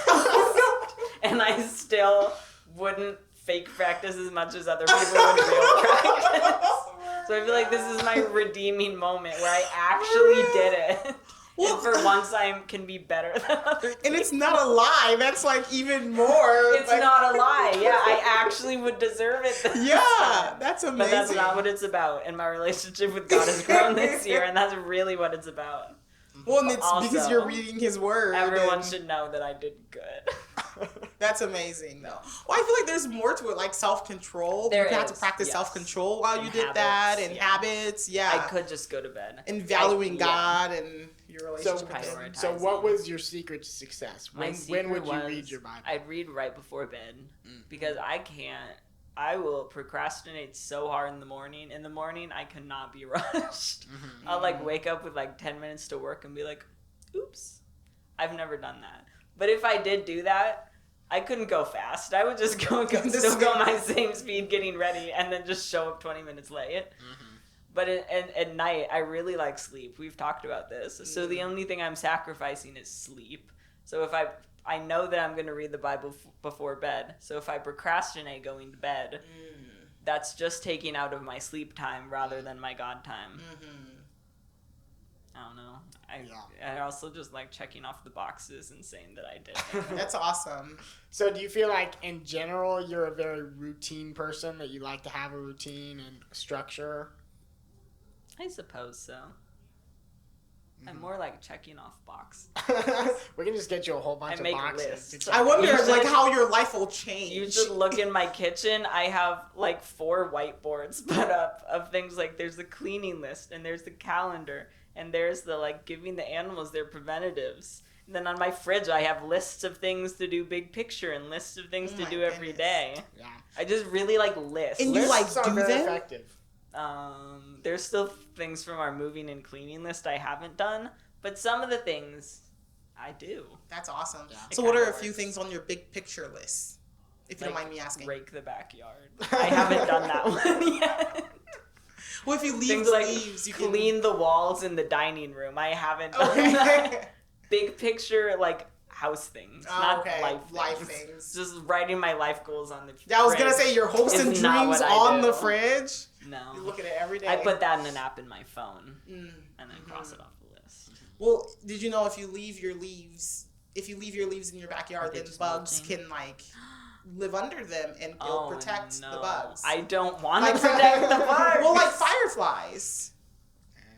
I'm sure there's so many ticks in our yard. Well, then One time right after we moved, opened the door and there was a giant spider sitting on our patio, and I don't want that in my yard. Well, then maybe rake your leaves for that. I But the should leaves have. do help the bugs. Remember, Jerra, Maria said that she cries when she has to I go outside. cry. Okay, I cry when I well. go outside. I have grown Nice. out of that one. I've matured. Okay, that's good. Well, I was wondering, what are some big things that you would want to do in your life or with your life? Like, In my what are some, life? like, 5 years from now, 10 years from now? I want to have kids. Goals. I feel like that's not a secret. I've always wanted to be a stay-at-home mom because that's what my mom did, and I like that, and being homeschooled and just like having that family dynamic I really enjoyed. I feel like everyone's goal in life is to write a book. So I have zero ideas. But when I was little, I really liked to read, so I really liked to write. Mm-hmm. And I feel like just at some point to just like make my little like 10-year-old self happy, I have to write a book. Yeah. I don't know. That will probably be my retirement project, like So, everybody else. What should it be about? Not Yeah. a clue. You don't know yet. I wish that I could just make up a story, but we've already established I can't make things up. Write the life of Ponyo. I did for Sam write a short book that was a made-up little cat, but I based it off of our pets. That's a good idea. Everybody does that. I should write kids' books. That's That's what I such was. a good Yes, idea. you should write children's books Okay. about your pets. I was expecting a novel about Oh. Ponyo, and that would not. No. There is already a movie about Ponyo. Yeah. There is. No, like I think I'd get sued if I tried to make the another one. adventures of Ponyo The and Adventures of Gimli, Ponyo or and Gimli. yeah, and like you could have a basement series Yeah. where they live in a basement, and then they move to a house. Have the homeless series where they run away and live outside. You can do whatever you want. I could. You That'd be could fun. base it off of your real life so that you don't Yeah. have to be too creative. I was thinking about that. I've been my newest fun hobby is going to like Goodwill and looking at books, and they have lots of fun kids books. So I was like, what if I write a kids books that's like the ABCs, but it's all names of God? Because I was reading, and there was Yeah. a really weird name for God in one of the readings. I was like, that one's funny. And I want to write now a whole book. We should look, because that sounds like something that is I'm a sure thing. it's a thing, but I want to make my But own. you can make your own. Yeah. That's a good idea, Maria. You're full No of one good steal ideas. it. I trademark that. The ABCs are mine. No one else Well, can this use is that on this now. podcast now, so like No. definitely like this is basically copywritten by now. Yes. Like being on this podcast. So I will owe you guys like 20% royalties. and we will collect. Okay. I won't be releasing the episode till next Sunday, so you have till then to write your book. I will write and publish a book in the next 4 days. Yes. Yeah. Well, Right that's on really that. exciting. Yeah, I mean, I feel like I've been thinking a lot about trying to write a book recently. It But seems like such an adult successful thing to do. yes, also Like I I'm an don't- author. I also do not know what to write a book Yeah. about, but I do like trying to write stories at least. So Mm-hmm. I'm just trying to I'm trying to try to Yeah. write short stories. I get but- that. You should Then you do can just make a children's one, collection. too. Yeah, I don't see. There are some children's books that I think are like really awesome, but I don't fully understand what makes a children's book awesome. The storyline. Just Yeah. make a good Well, you can plot. like look it up. There are things online that tells you like. It's also the what makes it pictures, good. though. You need Mhm. Yes. you need a good illustrator, My- and that's really it. My favorite, my absolute favorite children's book. I think it's the best child's book ever. I think it should be immortalized in classic literature. Is the Hungry Hungry Caterpillar, Oh. I think it's the Very Hungry Caterpillar by Yeah, Eric very Carle hungry. Yeah. or Carly or however you say his name. Yeah. It has a weird e at the end. Why do you Anyways, think that's the best? well, his art style is just awesome. Very fun. It looks like someone like cut out construction paper. Yeah. Yeah. Just snap, snap, snap. And then I just think the story's great. It's just He's hungry. he's And hungry. then he's eating. And then you learn how to and he count. eats things, and then I just always He's loved it lazy. how on Saturday it kind of follows the 7 days of creation in a sort of where Oh. Saturday he eats like all this trash, which God didn't obviously do, and then on Sunday he rests. We were the The- trash on caterpillar. Saturday. Oh, that's really Yeah. deep, Joseph, because it's making me fun. think like the egg is on a leaf in the beginning, Mm-hmm. and then he goes away from his origins and how God wanted him to be. because he's on the leaf because he should eat it. I But see. then he goes and eats all of these things and gets further and further from creation because it starts with fruit. All the leaves, though. No. Didn't he run out of leaves? No, he just eats a hole through everything. Yeah, he eats like a doesn't eat- hole through an apple, an orange, a pear. That's the other thing is children's books that do really awesome, funky things with the pages are great. And that one, it's like all the pages there are holes offset. in them? There's like a hole going through like the whole book. Yeah. That's fun. I don't know. Well, but then It's he just- returns to how God wanted him to be. It's probably not that deep, Jerra. Oh, but wow. I think it is. I think it is. Well, then it's like when Jesus brings back the new earth and we're all Yes. redeemed to be vegetarians again or whatever. Guys, I'm going to go home and make the hungry caterpillar.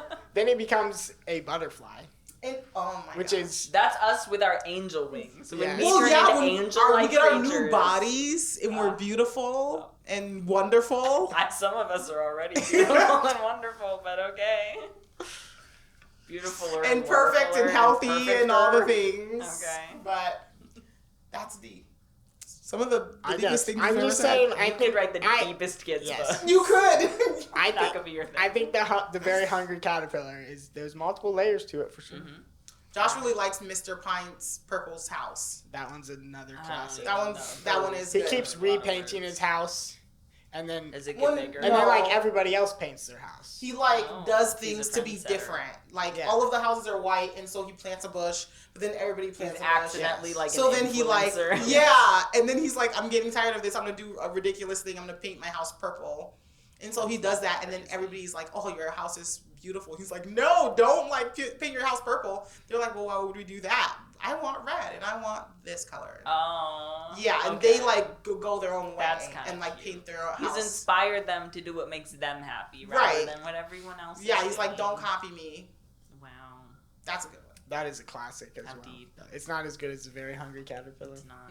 Okay. because it just has normal pages. The Very Hungry Caterpillar has all these funky pages. It has the holes. It has the holes going through it. We don't. It doesn't have the holes. But did you ever read Bob and Otto?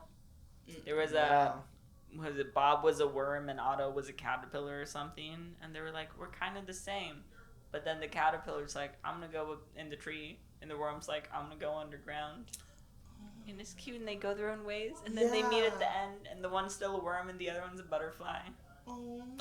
So it has Maria. normal pages, but that's even better That than sounds the Very really, Hungry yeah, Cat. that It's so sounds really cute. I don't Well, because Kinda they sad look for the similar worm. too. Yeah, but like because it's they so, thought they were like the same little guys. but at there the are beginning. differences that are fundamental. But It's like Christianhood again. Non-Christians are worms, and then Christians turn into butterflies. wow.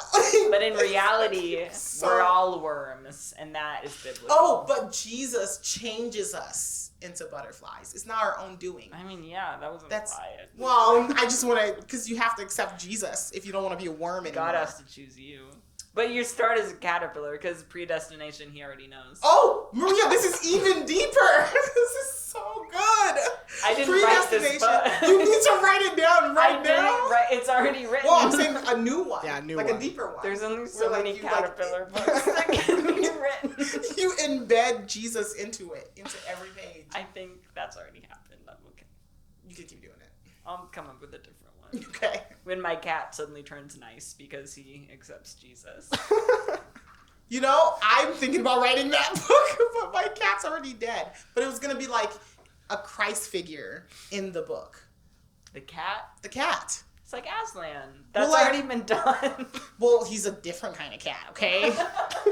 Charlie, because Charlie dies, you know, like on the day Gwen He was born. doesn't come back to life, though. No, but I'm going to try to figure out a way to where he dies for Gwen, like to protect her or something. There's a And then the car end- coming on its way to Well, hit you. it wasn't a car. It hits you and it hits the cat. No, it's instead. like because we already wrote Charlie the Cat the first book. Yeah. And like, because we get him and he's to save our family from the mice. But now he dies, and it's like, wow, I want to teach kids about like Jesus died for them. Like he died for Gwen. It How? also I teach don't them know. about the circle of life, where when you get a pet, it's probably gonna die before you. That sounds too sad and not meaningful. It's a big part of life. Not for me to teach. Okay, that's fair.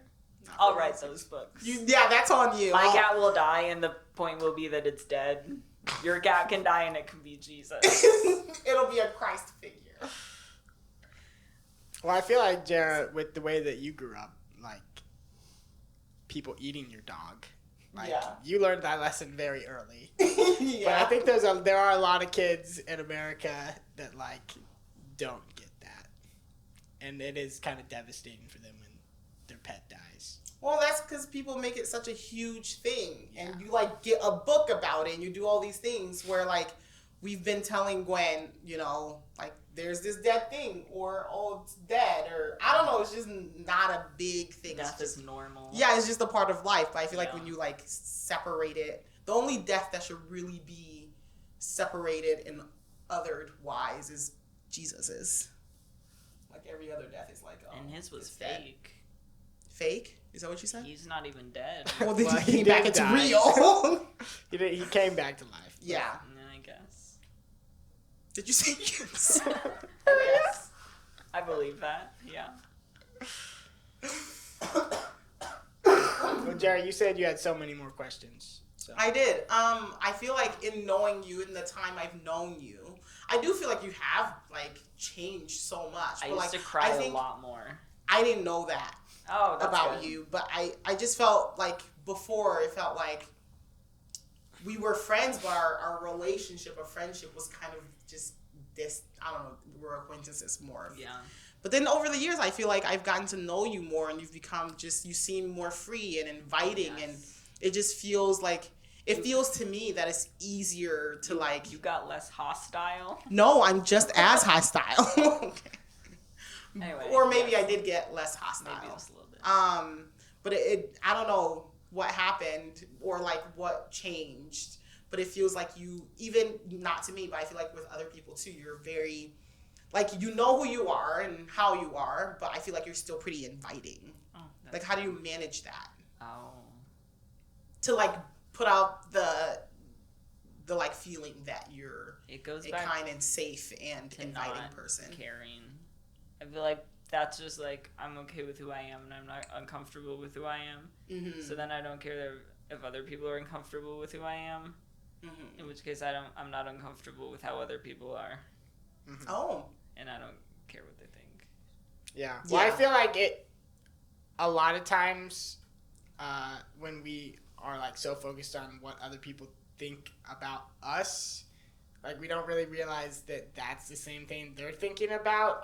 On the flip side, that like they're thinking about what you think about them. I don't want other people to think that I'm thinking bad things about them. Yeah. But it's like we don't realize that nobody's really thinking about anyone else. We're all just thinking about ourselves. Yeah. Except for me now, I guess. Except for you now. Does that mean I'm ruining everyone's No, way of it's thinking? No. good. It's good that you're not No. Thinking worried about what other people. Well, because that's probably what that feeling of freedom I feel like I've been feeling from you has come from, is that you don't care what I think about you, and you're not scared of like the relationship of like, well, what if, you know, all these. The funny part is bad it's a things lie happen. and I still do care, but I don't let that stop me. I've been Yeah. really brave. I've been going up to Yeah. new people and talking to them, and I always forget their names. So then I have to go up to them again, like 2 weeks later, and be like, "It's so nice to see you. What's your name again? Cool, I'm gonna forget that." And then I think that's a big thing. I get scared that I won't know people's names, and then they'll feel like I don't love them. Mm-hmm. But now it's okay if I don't know their name. I can just tell them that, and then it's okay. Yeah. Well, it That's was brought me really like freedom. impressive to me, and I don't know her name. But, like, she's not new. The newer girl, the one that you said Elena would get along with very much. Like, do you know? There's been a lot of new girls. Like she. We're Do you doing know what I'm good talking as a about? church. I'm not 100% sure. She oh gosh, the one you went on a hike with her dog. and you were- Haley? Yeah, and Yeah. you guys were making plans, and you were talking to her, like, and I just felt like, wow, like we were from a few years ago. I've grown so much. Yeah, wouldn't. And I remembered her name even. Yeah, and you guys did a thing. We did one In- thing. Well, Yeah. a thing, and then Yeah. you had your dog, and like you really love your dog, I and do she really had like love my you dog. incorporated. She didn't have her dog because neither of our dogs Oh. apparently really love other dogs. So Oh, she left okay. her dog at home, and I just had my dog. Well, either way, you incorporated Yeah. something you loved, and you're doing like He was my safe. scary things. He was my comfort item Yeah. when I went out in the woods with this stranger that I didn't know. Don't go on hikes with strangers that you don't know, first of all. Yeah. But Yeah. Unless you have your dog. He would not protect. No, I don't think. But it just makes you feel better. Yes. Well, that was really impressive to Moral me. of the and I felt story, very- just do it. Whatever. Yeah. Maria, that's amazing. Just do it. Very. That did you just come up with that? I did. Is that yours? That's my motto that I've coined. That's gonna be the Just do it, trademark. do it. the motto for her children's book. My Oh children. yeah, just do it. I wonder if any brands would sponsor me is the real question. Yeah. That would be cool. If you're using just do it. Yeah. Oh yeah, I wonder because who no would. one's claimed that. No one's using it. All the brands are gonna jump on that. Oh yeah. Yeah. I wonder why nobody I else wonder has why. come up with It's that. such a good phrase. It's so good. Yeah. When we're meeting today, I feel like it would be a mistake to not ask, even though I already asked you earlier. Like, what are some things, some goals, not resolutions? Oh. Yeah, for those listening at some random time in the future, it is currently New Year's Eve. Yes. Which is also why you will begin to start hearing random voices in the background because everybody's coming to the church for the party. Your So this will demons. probably be the last question. Or it's your Conscience demons in talking your to head. you. Anyways, But what would be your New Year goals? My New Year goal, revolutions. Revolutions. Grammatically, I don't think that makes sense, I have to say. Overall, just trusting God more. Last year was my reading the Bible every day phase, and I'm also trying to incorporate praying throughout the day phase, because, the Bible says that's good, so it must be good, and I'm bad at that. So that's, like, my overarching goal, is to just, like, be in prayer all the time. I don't know, practically survive. I've been going to the gym Oh, that's fun. to become a better person and have more motivation in life. Awesome. So that's my goal, to still have motivation in life. But when you go tomorrow, there will be a lot of people. No, I don't. What day is it? The first, that's when everybody starts their new. I new go thing. on Monday, Tuesday, Friday. Oh. So everyone will peter out better. Yeah, we have quit on their health goals. Yeah. That's it. Those are 2 goals right there. Those are good ones. Sarah, what are your New Year's Yeah. resolutions? Give me some examples. Some I can't New just jump Year's. in. Oh yeah. Well, I have like too many. Okay. But I think my biggest one is I really would like to become an orderly person. Okay. You have a whole year to figure it out. Well, yeah, but the thing about me is I probably will fail very quickly, but I'm very resilient, so I will not give up on That's good. keeping on trying. Yeah. So I think, and it's because I want to teach Gwen to be an orderly person in life, and so that would include like keeping more of a tidy house, being on time, using a calendar. Do you see that as like it's immature to be unorderly and it's mature to be orderly? In a way, I think the reason I would want to do that is because I feel like it's not loving when I'm not orderly. Like, and it's rude a lot. Because I, like, forget things, like, about people or, like, things, like, places I'm supposed to be. Yeah. And it's just, and I'm rushing a lot. And then there's a mess, and I don't really like mess, So like, a lot of messes. considerate of you. It's not considerate. Okay. And then I don't want Gwen to grow up that way, too, Yeah. and struggle with it like I struggle with it. And I want to teach her, and I just don't think I can. In her playroom in our house is kind of messy, and I feel like that will affect her mental health. And so I kind of want to get better at that before she realizes, like, her mom is kind of messy. She'll know. So I'm hoping to, She like, will be aware. to, like, change that before. Because I've noticed that, like, she's such a sponge. Like, she can learn things pretty quickly, so I can probably teach it to her if I learn it. That and going to the gym, being healthy, drinking water, losing weight, all the things. Like, All those things, normal yeah. things. Yeah. But those are, I think the biggest one would be the becoming more My fitness reliable. hack is if you spend money on a gym membership and then you're stuck in a contract for a year, then you'll see the amount of money that you're spending And not then you using it. have to go. Because Well, otherwise you're just literally throwing away hundreds of dollars. Ash held me accountable with like going to the gym and drinking water, Yeah. but I would have to pay her if I didn't do it, and I did not want to give Ash money. Yeah. And so I did it. Like I did it all the time. Hey, Jerra, I have a really good idea for next year. What? What if you pay me if you I'm inconsistent. if you don't work out? If I don't go then to you the can gym pay. and eat healthy. It can go both ways. I feel like Yeah. you gotta pick someone that you don't like. Well, I Like, like you all my don't friends. like, you know they're gonna use the money on drugs or something. You have to donate money to a bad organization if you don't work out. Yeah, That like sounds Planned like- Parenthood. Or I was something. gonna say like baby murder, Yes. like Every week that you don't work out or Guys, stay this is hydrated, awful, but so you good. have to donate to Planned Parenthood. to all the unhealthy Christians out there. Yeah, This was- is that's- great. There you go. So, Jared, one question I have about your revolution, which I don't know, that's a weird word. Revolutions. I think plural. it's a revolution of myself. What? How exactly? Like, do you have a specific? Because to me, being a more orderly person is very That's really broad. Vague. Yeah. Okay. So do you have like specific Things that I'm gonna goals do. that like I'm gonna do this to be more orderly? Or something? Yeah, so I've been doing research because this time I'm gonna be successful. It's gonna stick. There's this thing called the 12-week plan, and like your year is 12 The weeks. long. 12-step program. I have some problems that I could go there for. None of them are drugs, but no, your whole year is only 12 weeks long, and What? so like. So in my Actually, head, it's not. right? But hold on, I'm gonna get to it. When you think of like having to commit to something for 12 months and 365 days, like that's a long time. And 52 And then weeks, when because you, that's like- the correct number of weeks in a Well, year. and then you quit in February because you have so many months left. Yeah. But if you started January and you're doing it for this year, and it's not really a year, but you're only doing it for 3 months. Like it's a shorter amount of time that you have to be committed to this thing.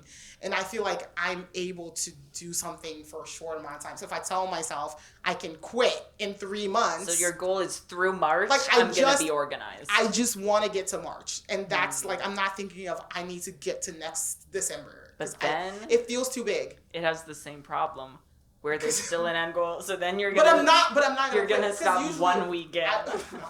I'm not gonna get to February and quit when I only have like a month left to the end of the year. And then my steps are Josh has already helped me. He's like getting rid of a bunch of things in our house, so I like don't You have should as get a much. label maker.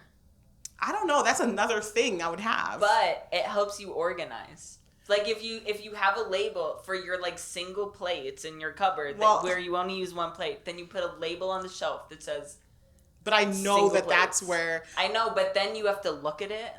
Or if like you open the other cabinet, if you're like, I just don't feel like washing my plate. But that one's not Open the labeled. other cabinet, and then that one says for guests only. Oh. And then you say, I can't use You those. know me. I love Those signs are and for I obey guests. them all the time, every Exactly. time. So if everything has a label, then everything has to go on like the table. If you throw stuff there, put a label on it that says Maria, this is my don't put stuff here.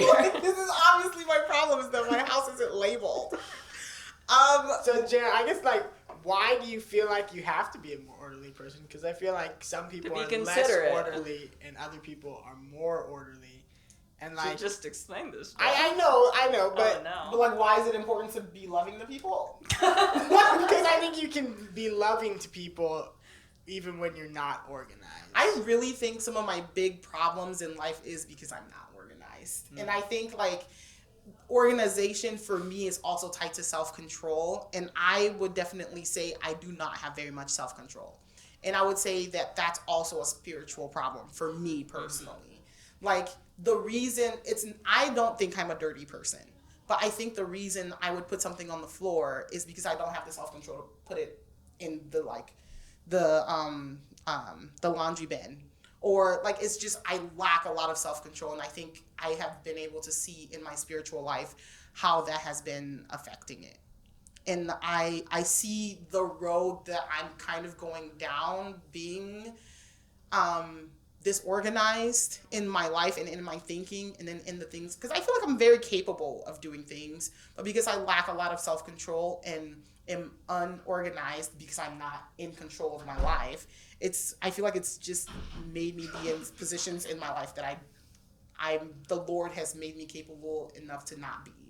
And that's just not something I want my daughter to struggle with, because I see that she's very capable. And if I can see this thing in me and I know that she copies a lot of the things we do, I just kind of want to nip it in the bud as early as possible, but also not make it an idol in her life to where like you are, you know, you are the person that's dirty, or your ways are completely who you are. Like I don't want her to failure if you're a little messy. Like that's not what it's about. I just want her to have an easier time than I do. Like it's a really big thing. I feel so bad when I am always consistently late to everything and I'm forgetting things, and you know my house is a mess because I personally don't like it, but I know the deep reason of why these things are is because I don't have self-control, and that has been the thing throughout my whole life. Mm-hmm. So it sounds like you're trying to reach a place of more balance. Yeah. But like I think everybody would be sad if Jerra stopped being the spontaneous Jerra that we all love. Well, God made me that way, so I don't think it'll stop. So it's like, it's not that the being a less organized person is necessarily bad. Right. But it is bad to just like lean on that as a crutch and not. It's bad to not have self-control. Yeah, recognize areas that you can grow in. Like think about things you really want to do, like in your life. And, like, why are you not doing it? Because self-control. Right. And I really want to not have my house messy all the time. And I really want to be on time. And I really want to teach my daughter. And I really want to be healthy and eat well and drink water and exercise. Like, those are things. And I'm free in Christ. So, like, why am I not doing it? Yeah. It's not about the dirty laundry. It's about my heart. And I just think that's something, and I think self-control just really develops into other sins. Mm-hmm. My mom used to say a verse a lot. Whatever you do it as if you're working for the Lord. That was not it. Well, that's pretty verse. Just do that when you're throwing laundry on the ground. Say, I need to label this and do it for the Lord. God would want me to walk it over to the hamper. Well, I think it depends on your heart, and I think when I do I'm improving for your heart. Okay. I think that you should. That's what I should do. Anyways, I recognize that I'm probably gonna be back here next year, but I'm gonna keep trying and I'm gonna pray. Well, it is also good to try and grow in your strengths as well, not just grow in your weaknesses. That's a good point. Yeah. That's I feel like it's something that a lot of people don't think about. Like, what would that look like? I don't know. I guess What would that look like for you? For myself, not like being less organized, but I want to be less organized. Probably like more along the lines of what Maria was talking about, of being more free to just be myself. Mm-hmm. And because like for myself, I feel like I'm a fairly creative person that just likes, I don't know, doing random things. And it's like if I can be more comfortable with that and share that with more people, like that's growing in my strengths. Because I think like a lot of times we can feel like the things that we're really good at, for one, we take them for granted. Yeah. And we can feel like they're okay, but then we really need to be focused on our weaknesses. When really, if we're able to share our strengths with other people, they're like, wow, that's really amazing that you think that way, or that you can do that, or whatnot. So that's one thing. Like that makes sense. Mindset. It's like appreciating what God has given you and like focusing on being thankful and like choosing to serve people in ways you're good at and the ways that you're bad at. Yeah. Mm-hmm. Making it more intentional. That makes sense. Except I feel like I don't have a ton of problems doing things that I'm good at. Oh, okay. So I'll just keep doing that. Okay.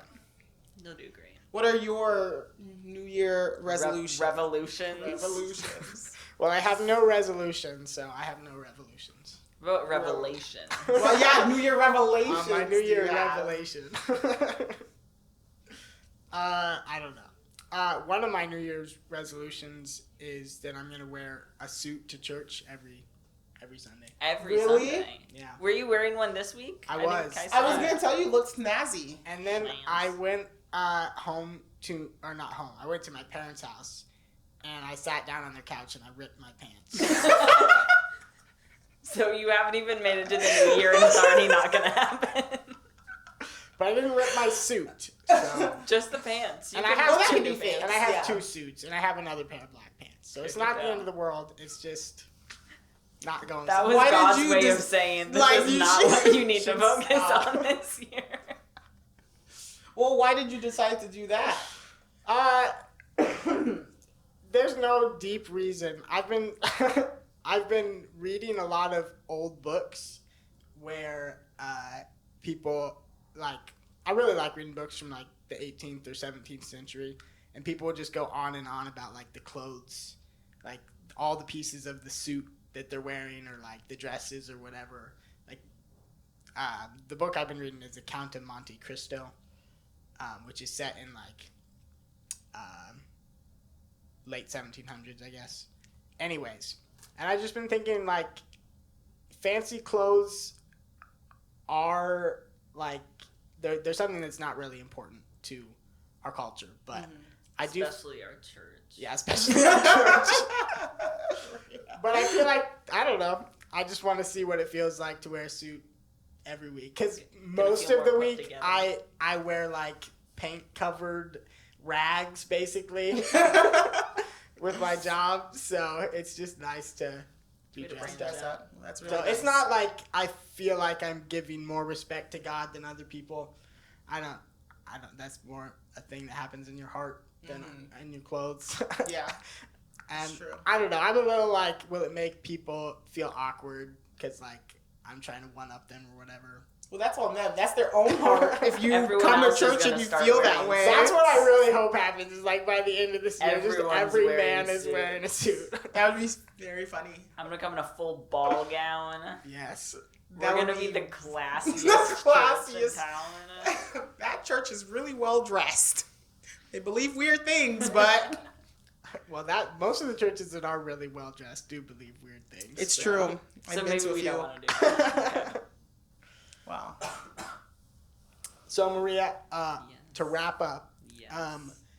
do you have any encouragement that you want to share with listeners, or Not at all. okay? Not a single thing. Well, you already did. You said just do it. You did share Just a lot do of it. encouragement, yes. Yeah. And you said Yeah. to like get over yourself basically and go out into the world. Who do you think you are? Who do you think you are? Think of God. Someone should write a Just song do like it. that. Who do you think you are? Yeah, someone should but write in that. an encouraging way. Yeah. Is that a song? It is. That sounds like is there like a 2000 anything song. that we didn't ask you that you were hoping we would ask you about? Jerra sent me so many questions. I think Did we ask them? most of them. You Okay. said you were gonna ask about music, and that's okay that you didn't. Oh, what music do you listen to?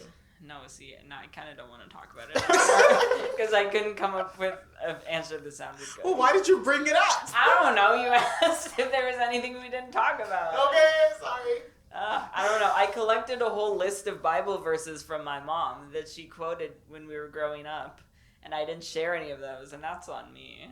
Well, you did share one. I shared one. I threw it in, and you noticed I said I need to get one of them out there because I like made a point to ask her. Oh, well, what are some other ones? Oh no. Okay, there's the one that I can never quote right. It's like whatever is good, whatever is lovely, whatever is admirable or excellent or whatever. Think There's about a lot such of things. adjectives. Yeah. Yeah, there's a lot of adjectives. And that's Philippians 4, like Philippians. 16 or 17 or 18 or Sure. somewhere. I wrote down the references. I don't know any of them, but we discovered that I had a lot of problems with my attitude. So most of the verses were about my attitude. The doing whatever you do it for the Lord. Mm-hmm. There's that one. There's the I don't remember the first part of it, but it's the like build up. Oh no. something about building others up. Like, don't do things for yourself. Do what you do to build others up. Mm-hmm. And is that the consider something. others' needs greater than your own or something? I don't know about that. Probably not that one. I don't know about that. And there was one more, and it was, I think, in Colossians. And there's the live at peace with everyone one. I don't know.